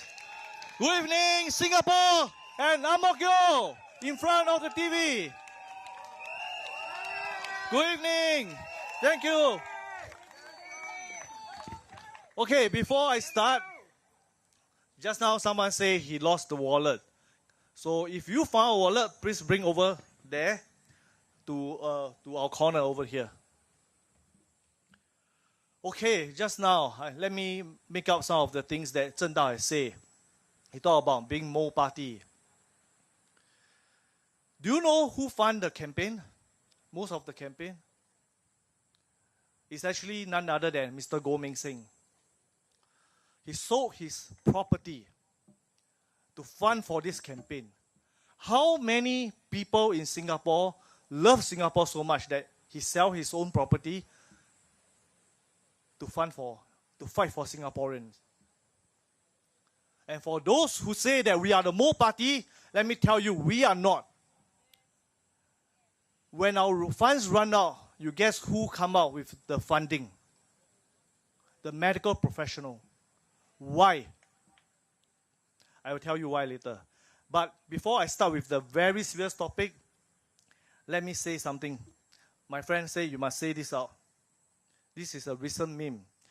When I drink beer, I get drunk.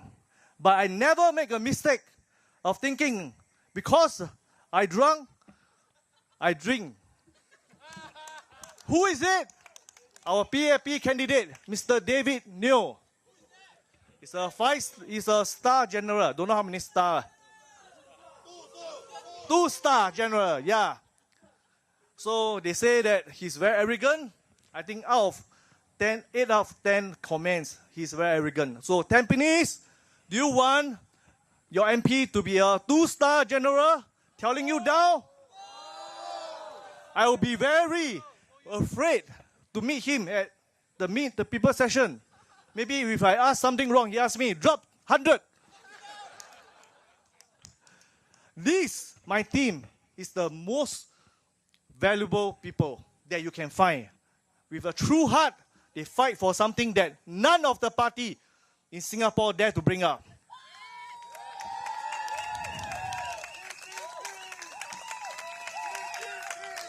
And I want to say about this very important message, which is the jab or jail. In 2023, the law has been changed. Not one, not two, but many laws have been changed, quietly, without anyone noticing. I'm a supporter of opposition. I used to support Workers' Party because we supported them so that they can use their hammer to knock some sense into PAP. But this time round, they are quiet. They didn't know anything. So what did they change? They changed. All of you, do you have this on your hand? Yes. So one of the law they changed is, in the next pandemic, if you do not jab, you will be jailed. Do you support this law? And how much will you be fined or jailed? 10,000. How long will you be jailed? 6 months. Yes, good. And that is much more severe than what our dear Samuel will face. 6 months imprisonment is not something, it's not a small matter. Second, not inside here, but under Infectious Disease Act, the Director General of Health can empower any health officer under Section 55A and Section 55B to break into your house without warrant to enforce health measure. Do you support such a law? I totally don't support, because I can see the kind of abuse that people can carry out. The state will be in anarchy. Imagine anyone can break into your house. You do not even know whether they are health officer or someone creating trouble. Who should be very afraid? Elderlies living alone. Women living alone. Even men with children. How can they actually protect all their children and their wives? So this law must be reviewed. It's a lousy piece of law. Yes. And why did WP kept quiet? Yes, just now like what Martin said, they are actually PAP in blue shirt. The next law that has been changed also in 2023 is the Coroner's Act. They amended the third schedule to remove one category of death. In the past, this category of death, there's a mandatory coroner's inquiry, which means that if people pass away from medical treatment or medical intervention, a mandatory autopsy must be carried out to ascertain why this person passed away. But this law, which was meant to protect medical transparency, was removed without good reason. And again, WP kept quiet. They are in complicit with PAP. I do not know why, but let me tell you something that I know. 2 billion USD has been invested in vaccine factories in Singapore. 2 billion USD. In the next pandemic, do you think they will actually force jab this to you? Let me ask you, in 2020, if you know that PAP will tell you, no jab, no job, will you elect them? No! But you give them a strong mandate and they force this down to your throat. Let me review more atrocity.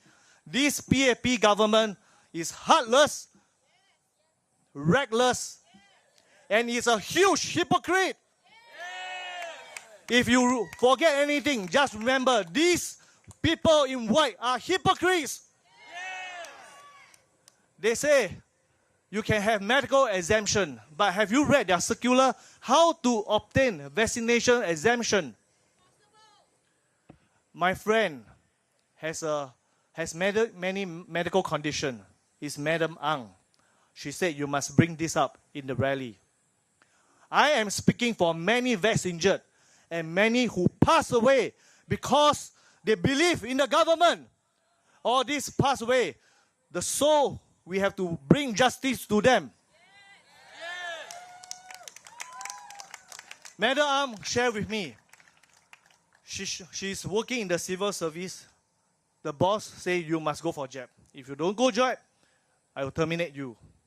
So she said I has a lot of medical memo from my doctors. But the boss say the MOH circular said that you must go for Pfizer first. If you suffer side effect, go for the second one, Moderna. If you also suffer side effect, then we give you an exemption. She was distraught. She said, if I get the first jab and got side effect, how can I go for the second jab? It's crazy. But how many people know about this? We have to uncover all this atrocity carried out by MOH. Another message come in over the past few days after people hearing my rally. He said, my father was denied kidney dialysis if he refused the vaccination. What do you think of this? Murderer! You threaten people. If you don't vax, you cannot go for kidney dialysis. What kind of government is this? We cannot give them absolute power. Yes. And WP is quiet all this while. I wonder, have they been bought over by the big pharmaceutical? Yes. And Mr. Ong Ye Kung, why are you representing like a sales rep than a health regulator? Why I step up in the politics? Because 4 years back, I went to meet my MPs. His name is none other than Dr. Koh Poh Kun, which I'm contesting now against him. When I bring up all the evidence and all the medical side effects, and I told him, I say, sir, do you think that we should actually relook all this? There's so much side effect. And then I say, and the way you carry out all the VDS, all the VDM, it is crazy. One moment you say this, one moment you say that, and you flip-flop here. Do you know how he talked to me? I say, do you have any medical reason to do this, all these measures? You are a medical doctor. Okay, for your info, I'm a science student graduated in biotechnology. So what I study is I make vaccine. And I study patents. So I told him, we know what we are looking at. So should you review this thing? He shouted at me and said, don't create trouble here. All these are for control. It is at that moment my heart sank. I say PAP had dropped down to such low level without any scientific evidence. And they're playing with people's life and playing with people's livelihood, playing with other people's business. Did WP make any noise? No. Who is PAP in blue?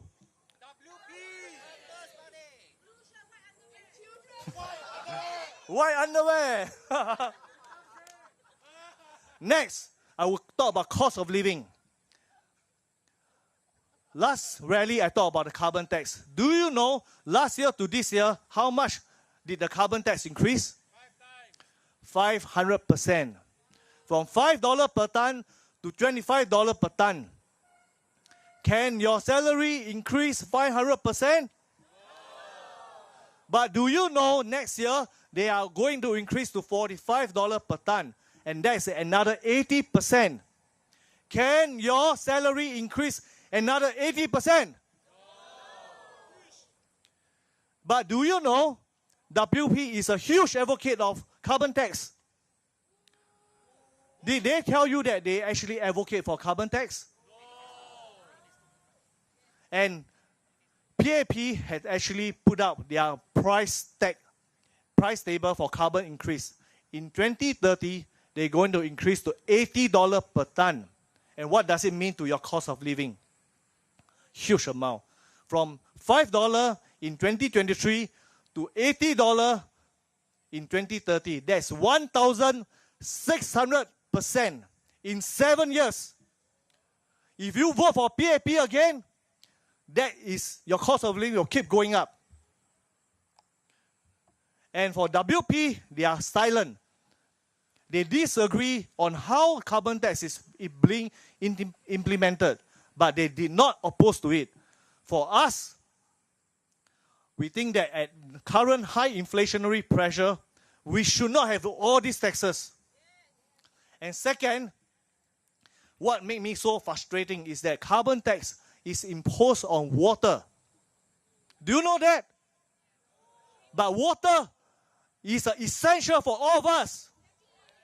And in Singapore, water has 3 taxes.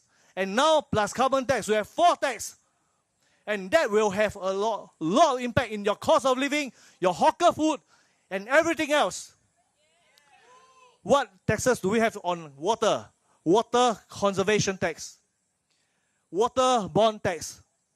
And on top of that, now we have carbon tax. And on top of carbon tax, we have the final one, GST. So right now, we have 4 taxes on our water. And that's why all your food are increasing. All your water bills are increasing. So we must not give PAP absolute power. Vote for here, vote for PPP.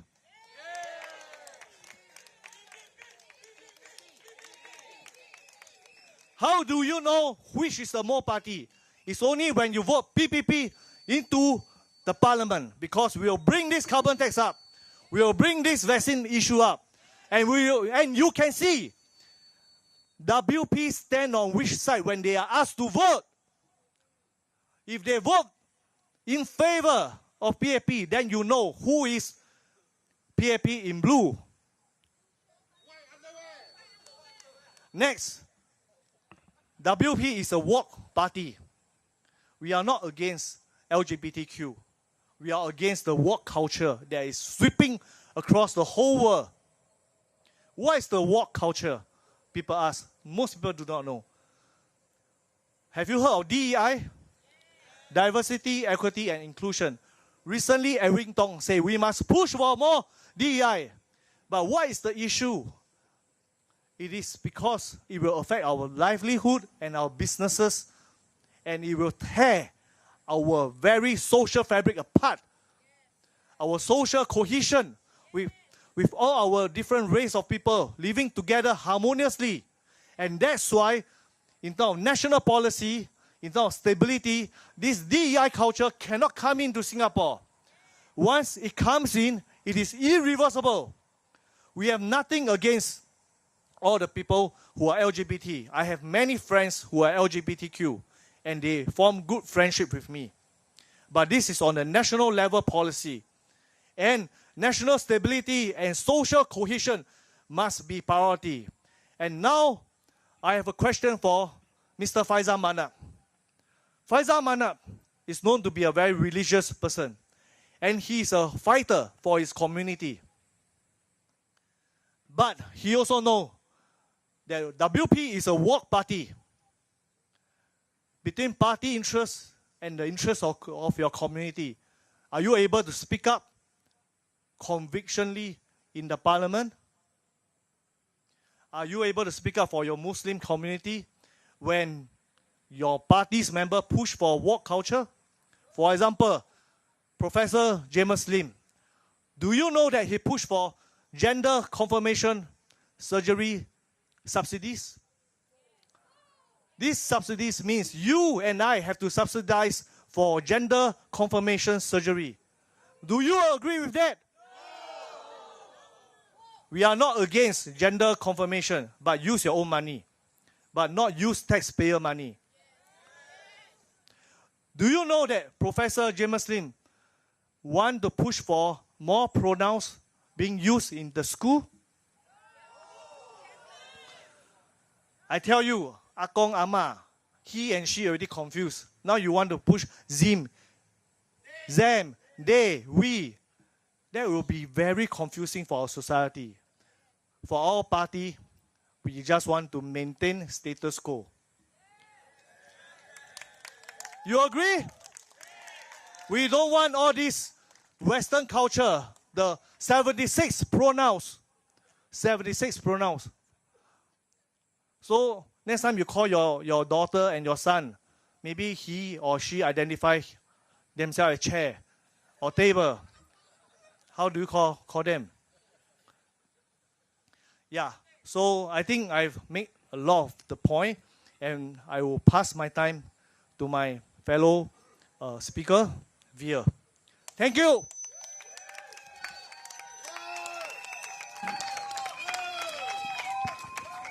Thank you, Derek. As an ex-policeman, I represent and I admire him for all the values he stands for. Next up is my good brother, Via Nathan. Before he even ran a campaign, someone already called him stupid Indian.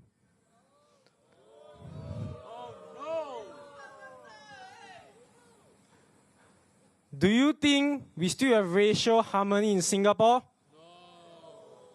Are you aware of a certain person with the initial CC disrupting our racial fabric in Singapore?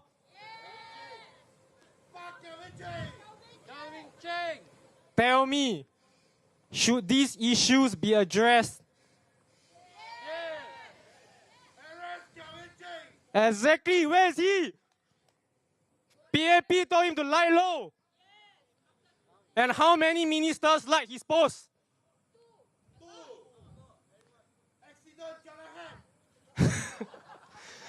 And you tell me these are the values they stand for? Civil servants, police officers, what do you think about this? Me and Derek are standing here today fighting for the next 5 years. Your vote will say everything about your own values. Does Singaporeans belong to PAP or does Singaporeans belong to the government? No, the government belongs to Singaporeans.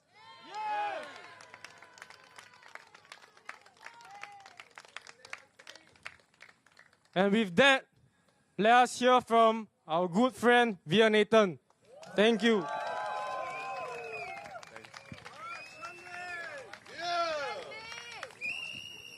Good evening, everyone. Good evening, Tampines, Ang Mo Kio, and Singapore.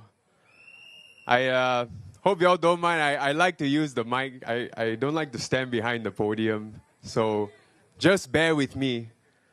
I just want to start by saying that when I was just sitting here listening to my comrades, I'm filled with pride. Not because we are famous or we are special, but because I am in a company of men and one woman who are fearless.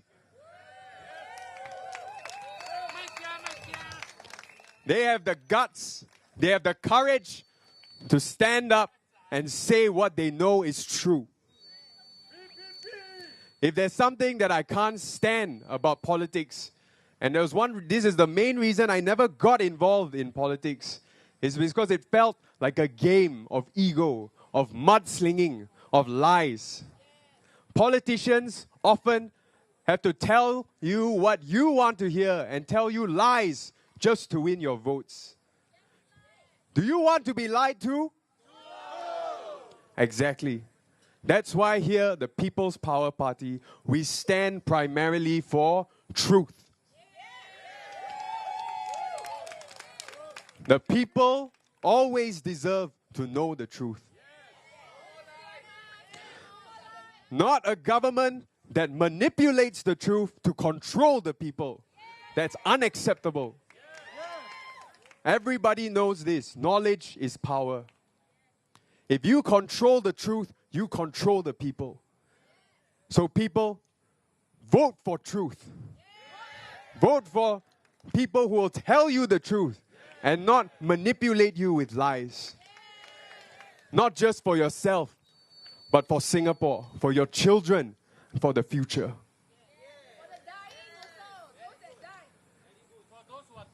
Yes, exactly. For those who are not here, for those who have suffered in silence, who have been manipulated by fear, so much so that they can't stand up and speak for themselves. That's why we're here. We're not here for fanfare. We're not here for fun. The People's Power Party is here on a mission. We're here on a mission to take our home back, to make Singapore our home again.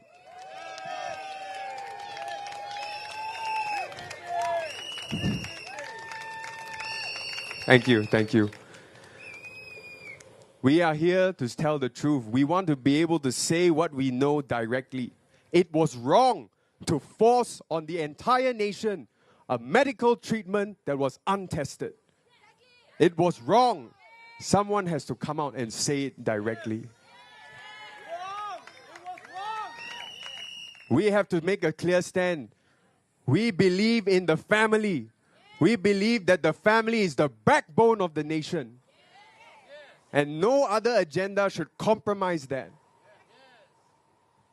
I often feel that the PAP swings and turns with whatever wind of popular interest is in the market. And so they're willing to twist and turn like a snake just so that they can win some extra votes. Is that acceptable? No! Do you want a government that says one thing today and changes their mind just because it's popular? No! That's unacceptable. That's wrong. That's being manipulative of the people. That's having no moral courage, no moral standing. And in Singapore, we must have a vision as a nation. A lot of the opposition parties, they're talking about what little policies they'll change, which tax to use, whether the price of HDB, all this I think all of you already know. But what we need more so than that is a vision for Singapore. A vision that we can all get behind. A vision that remembers that we are Singaporeans, we're humans, not just numbers, not just economic digits. I think most people are tired of this culture of fear and pragmatism. Because if you are just concerned about numbers, you're just concerned about how much is the GDP, how much is the median salary, how many of us feel like digits? All of us. If you lead this nation in this way, sure, we might be wealthy, we might be rich, but we will lose our souls. We will lose our hearts, and we will just be a money-minded nation. That is pathetic. I have a dream for Singapore as a young man. I have a dream of a nation led not by fear, but by love. Where the boundaries, where the index, where the measurement of success is not in dollars and cents, but in meaning and fulfillment. Where our young people are able to take ownership of this land, call it their own. Where we are not alienated by our own government and forced to leave. But we will stay here and not just die for our country, but live for our country. That's what we need. An aging population is not just because of a low fertility rate, but many of our young people, they leave. They leave Singapore because they don't have the space to build something that they believe in. This is not the Singapore that I want. I have a dream for Singapore. And it's a dream that we are living in a land where we can be free. Where we can be free to do what we know is right. To build this nation truly. And that's why I would vote for People's Power Party.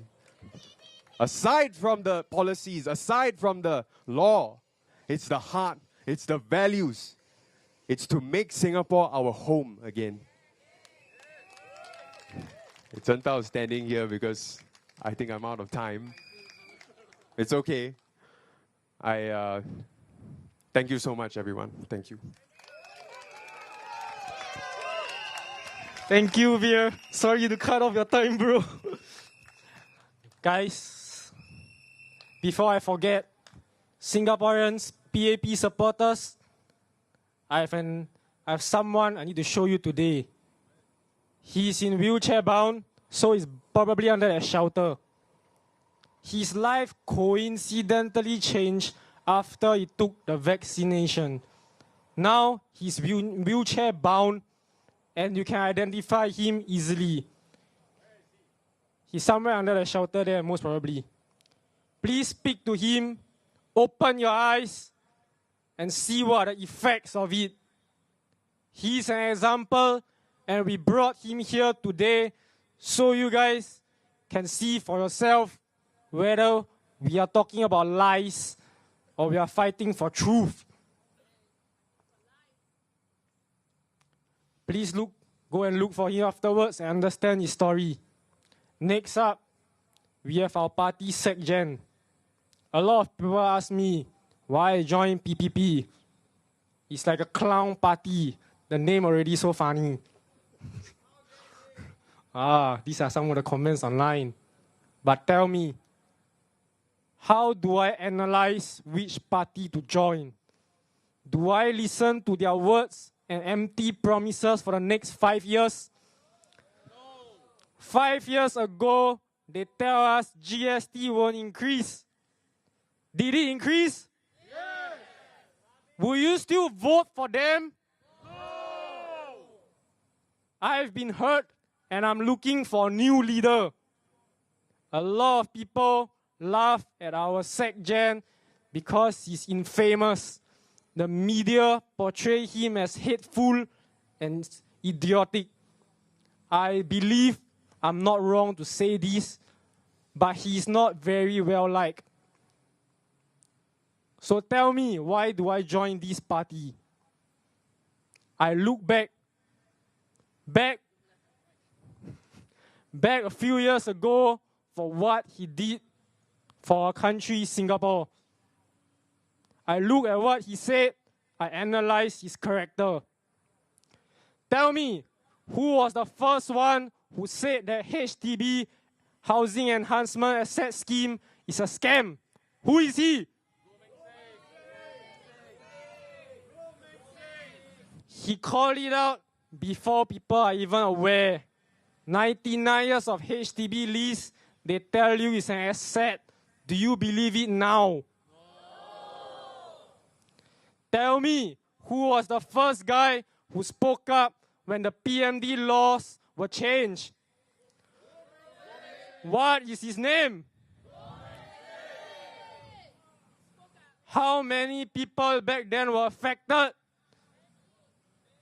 There was one driver who used the L swear word because he couldn't afford to pay for his installment after the law was changed.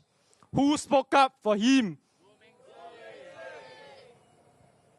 So tell me, does it make sense for me to be here with this party?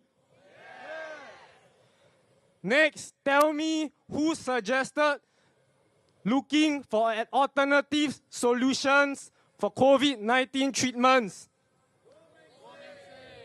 Who and what is his name? In order to enhance and make Singaporeans aware of TCM treatments, he got POFMAT.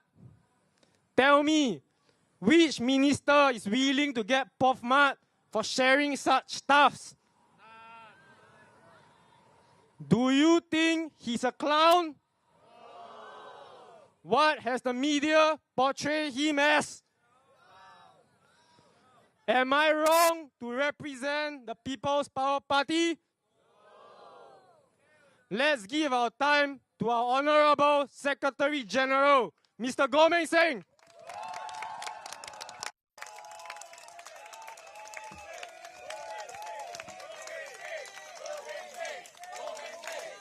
Thank you, thank you. 大家好 ，Thank you. Before I start， 在我开始之前，我想时间不多，但是我还是要做这一件事情。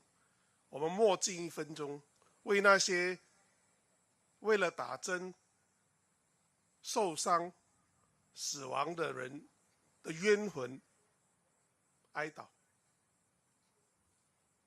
We shall have a minute of silence for those who have been forced to take a vaccine and eventually injured or died without a clear reasons given to them.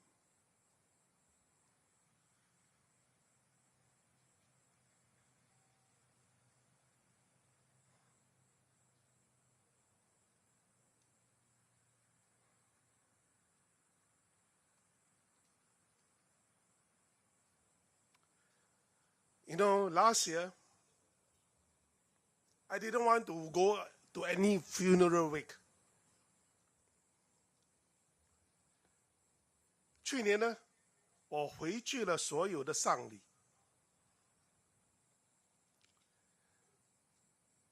因为我怕，我去到丧礼的时候，我会问，你是几时打针呢？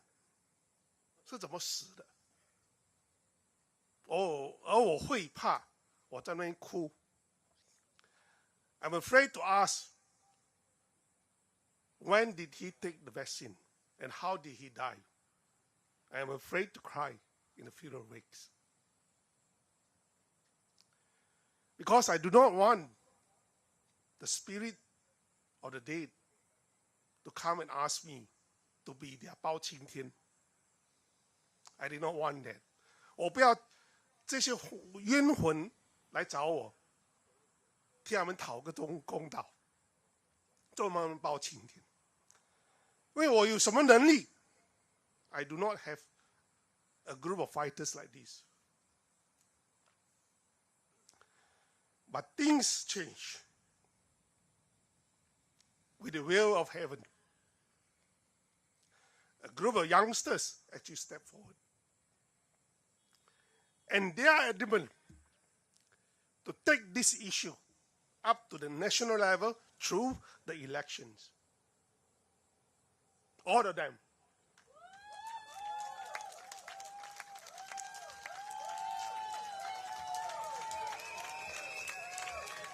Thank you. Thank you.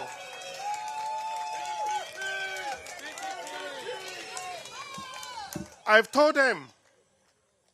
told them, my party, the symbol is a torch. And the torch, as you know, when we are young, our logos of our primary school is actually a torch. It says, knowledge is power. And it is truth. But this torch is very hot. You may get burnt if you are not careful when you hold the torch. You may not get scarred or even dead if you are not careful with it. Because there are someone out there do not want the truth to be out in the open. And this is the lives we are risking just to get this into the parliament. And most importantly, even if we do not get into parliament, we get into the national platform for everyone to be aware what is happening.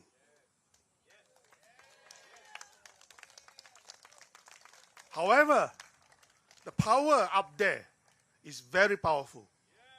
Whatever we have said about the vaccine, you have been censored.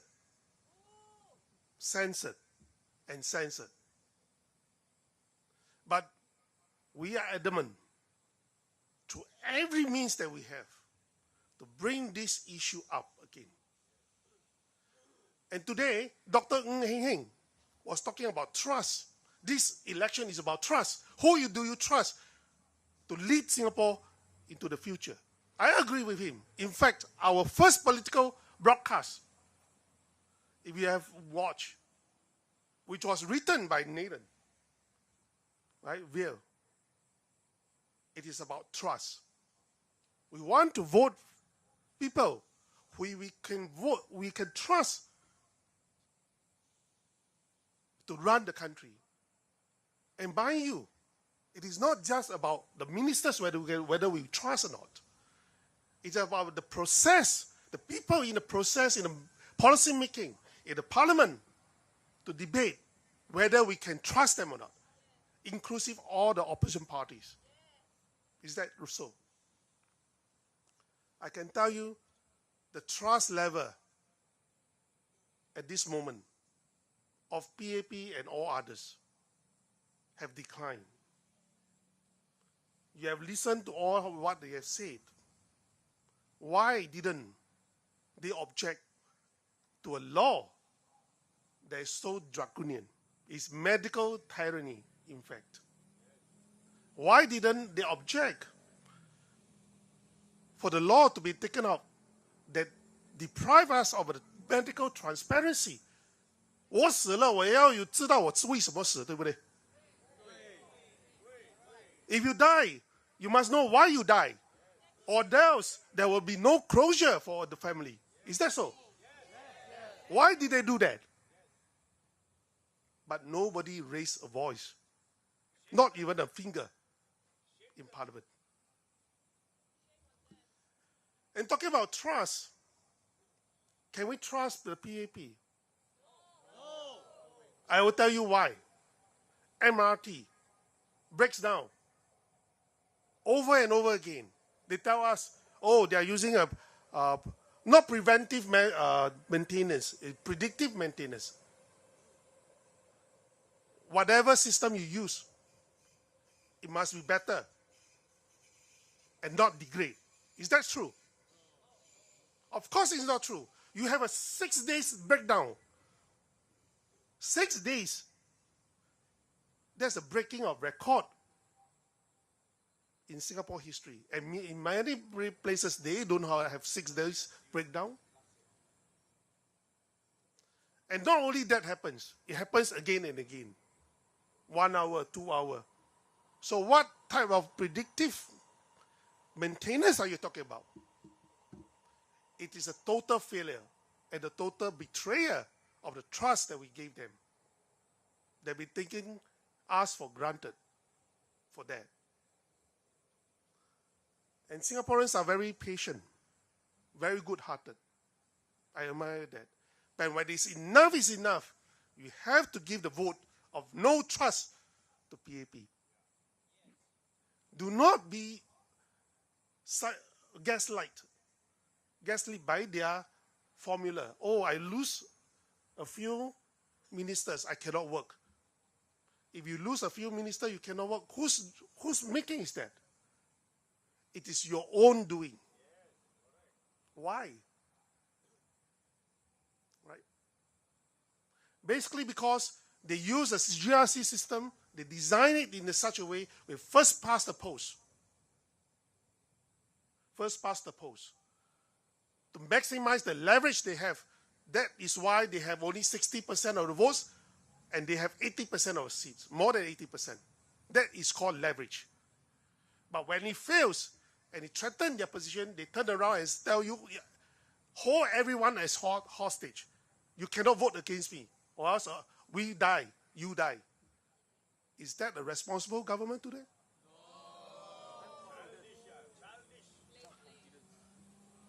We need to teach PAP a good lesson in politics. Not that we hate PAP. Not that we say it's totally useless. PAP is still good in certain sense because the civil servants are good in certain sense. But they cannot play politics like this. It is only when you teach them a lesson to lose more ministers through this GRC system, then they will think maybe it is time to change the political system again to proportional representation. Then you will have me and some of my colleagues into Parliament. And Dr. Chi can go to Parliament. Paul Tabaya can go to Parliament. And all those good ones, Manlong Mawai, all those good people that we really trust to get into Parliament. Is that a good idea? So this election is a watershed election. Not because opposition is going to win more seats. It's because in the process of this, we will dictate what the political system will be in the next election. It is important for us to do that. Do you agree? Now, talking about trust, governance is the basis of trust. I have a friend out there, 2 friends, who wanted me to bring this up. When you vote an MP in Singapore, it's very sad. We are voting a district councillors as well as members of parliament. He told me his father stay in Ang Mo Kio. He allows me to review these details. Block 226. Right?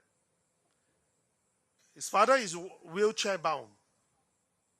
And they were doing unnecessary upgrading of the tiles. If you notice, the tiles are all good. Suddenly, they want to make some contract for their own contract, make some job for their own contractors. They ask them to knock it down and put new tiles. And not as if the tiles is better. It's more ugly, right? Never mind. But through the process, the father was forced to take another leave, but wheelchair bound. So went up and down, and you know what? If you notice, all the steps are supposed to have indicator drawn a yellow line, so that those wheelchair bound will know that where are the indicators, so they do not fall down. But it's the negligence of the town council, where you have 3 steps. Only the last step have a yellow line drawn, but not the top step. And what happened? His father ghost stunned and fell back and nearly died. Have a balakuya down here. He was very angry. He confronted the town council. How can such basic maintenance be wrong in the first place? The town council push it to the contractors. The contractors push it to the town council. It's like a football game. Good governance is not a football game. You have to take real accountability for your fault. I'm not saying everyone will be perfect, but when there is a fault and there is an issue, you must step forward and say, sorry, it's our fault, and we compensate. And that's a closure. Correct. That should be the way. But no, up to now it's not settled. After half a year, it's not settled. Of course, normal people do not have the money to sue the town council or sue the contractors. He got the money to sue. However, just like every Singaporeans are so good-hearted, the father said, "Swaswala, mine." But when you do that, PAP will forever take every one of us for granted. Is that not? Justice must be seen to be done. And accountability must be extracted before trust can set in. And that is the basis of trust we are talking about. Not by wording only, by deeds of the government. And I have another one, Michael Yong, just now, I think Derek I mentioned. He's wheelchair bound because of vaccine injured. And he's confirmed he's vaccine injured. However, it took so many years for him to get compensated. When the vaccination program came in, what the PAP says? We have a program. If you are vaccine injured or dead, we can give you a certain, they don't call it compensation, they call it goodwill, because they do not want to recognize their responsibility. Because if you say it's a compensation, it means that we are wrong, the vaccine is hurting you. All right? So there is a legality in that phrasing. Never mind. He took the vaccine and he's now wheelchair bound. And it took so many months after he went to look for Ong Yi Kang. Then he gets settled. But I want to ask, how many are vaccine injured out there who did not get what they deserve? It is a betrayal and a broken promise by the government, and yet they want to force the vaccine on us in the next pandemic without any compensation now. And in fact, they put a law of indemnity for themselves, not to take any accountability if anything fails if the vaccine fails or injured you. So tell me, how can we trust such government? No! We cannot trust a government that do not take accountability of what they do and what they say. Do you agree?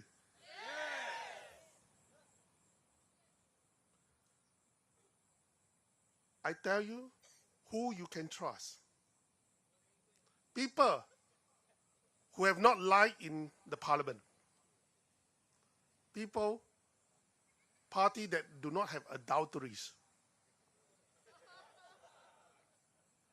You laugh. Actually, adultery to me is a personal thing, but it shows the character. You cheat on your own spouse. It is a private matter. As long as you are not a minister, it's okay. A backbencher is okay. But when you want me to believe that if you cheat your spouse and you can maintain a ministry, it's very, in a clear conscience, it's very difficult. Do you agree? So, who else can you trust right now?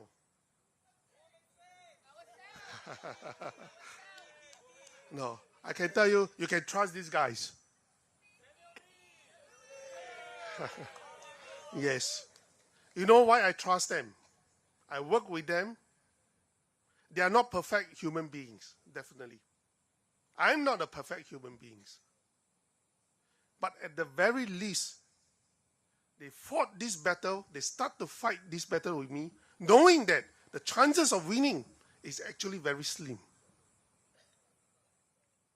However, they are willing to put their lives, their reputation at stake, just to get the torch of truth lighting up and burning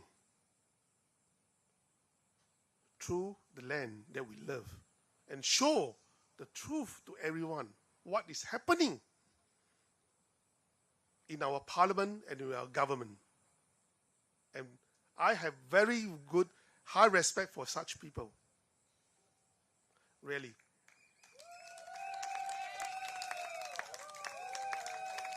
You see, my team is not scholars or elites. Definitely. No scholars and elites out there. They are the commoners. People laugh, some people say laugh at William. Huh? Correct. He's most misunderstood person. William is a workhorse. Not only for himself, not only for the party. He cares for his own drivers.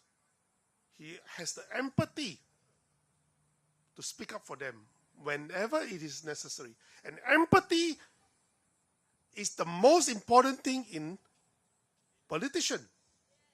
Without empathy, you do not speak up when it is necessary. No matter how inconvenient the truth is, you just keep quiet. I do not aim to be political correct. I only aim to be policy correct. That is Gomeng Singh.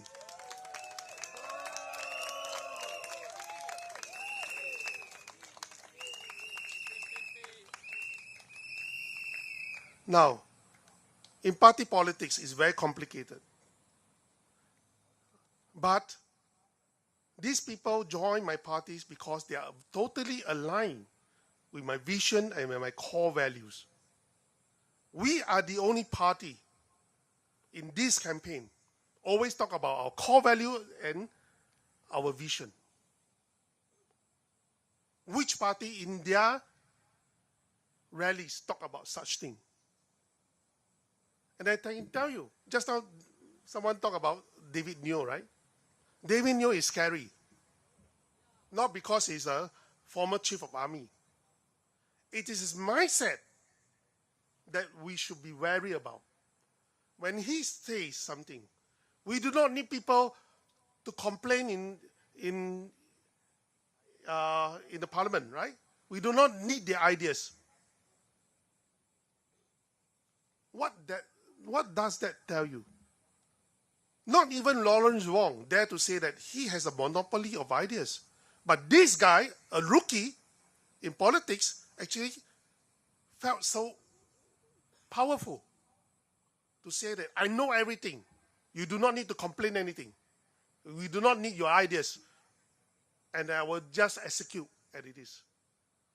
It is such arrogance that will destroy Singapore one day. Do you agree? Yes. Because we are seeing a lot of civil servants joining PAP. And there's two issues out here. It means when the party and the civil servants are like that, what will happen? Especially for an incumbent for 60 years. It means that all the civil servants will angkat the ministers. Even when there is the wrong policy, they will still say, you are good, you are right. And there will be a very big blind spot in their policy making process. And that is what we call groupthink.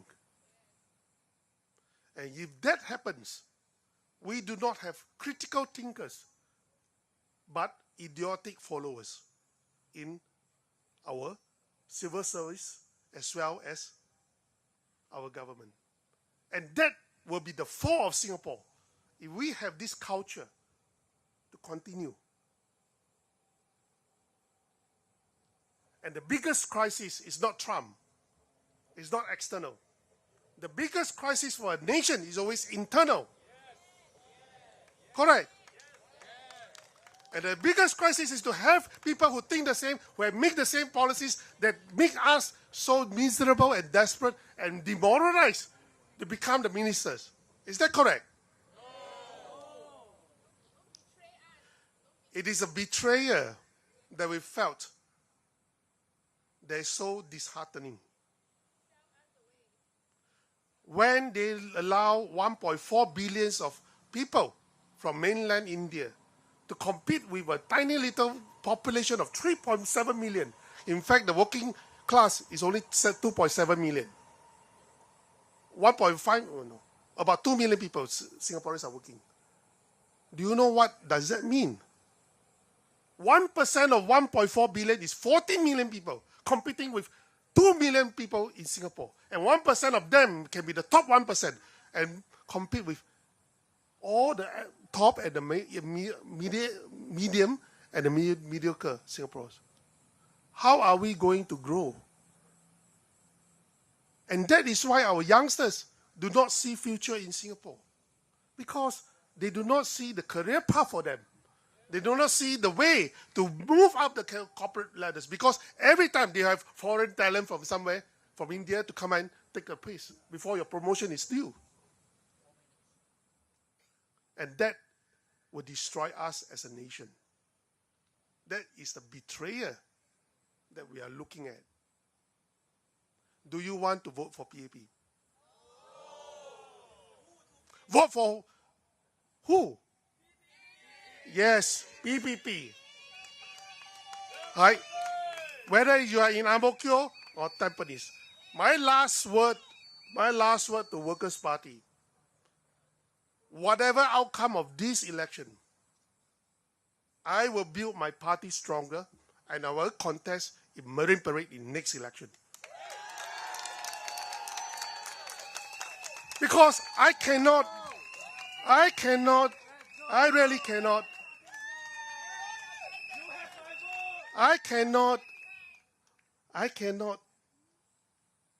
really say that it's okay for a betrayal like this. Not only betrayal of your opposition comrades, but the voters of Marine Parade. That should not happen. And we will make sure that will happen for us in Marine Parade next election. Thank you.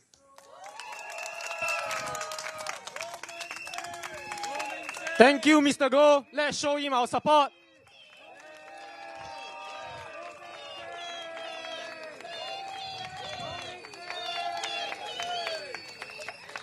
To close off my speech, I would like to tell everyone a few things. What is a fall of a country? In Chinese, before a country falls, there's a saying, 奸臣和昏君.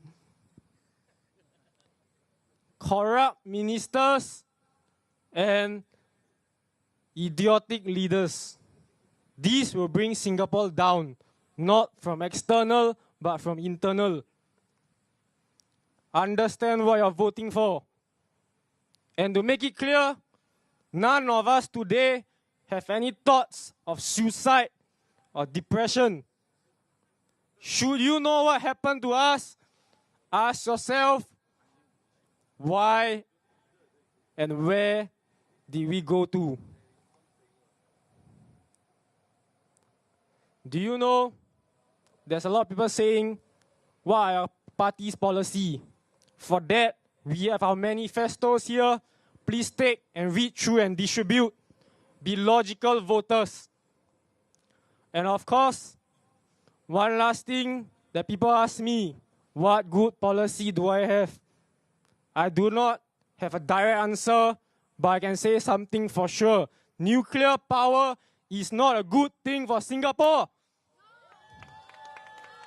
PAP are looking at the options, and I can only tell you one safe option. Write it down. Thorium nuclear power. THORIUM.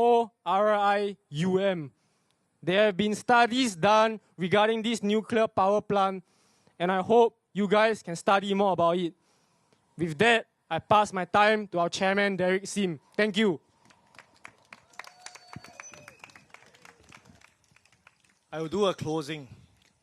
Before we go to cooling day off, think about the values that we've been espousing. The values of each individual. Go through the different parties, candidates, understand what values they stand for. Don't be blinded by their certificates, their stars on their shoulder. A capable person without values will lead the country to tyranny. And this is what we have seen. What builds trust, like Goh Ming Seng said? Transparency. Only transparency will build trust. And they have quietly amended all this law. Think through which opposition to vote for. Who will approve such law? Only a sick and perverse mind will agree to such a law. I tell you, you do not need a lot of opposition. What you need is effective opposition that dare to speak up and not a populist opposition. Transparency builds trust. Integrity. Without integrity, there's no governance. And before I end the speech, without freedom, there's no nation. Let's shout Merdeka 3 times. 1, 2, 3. Merdeka! Merdeka! Merdeka! Let's make Singapore home again.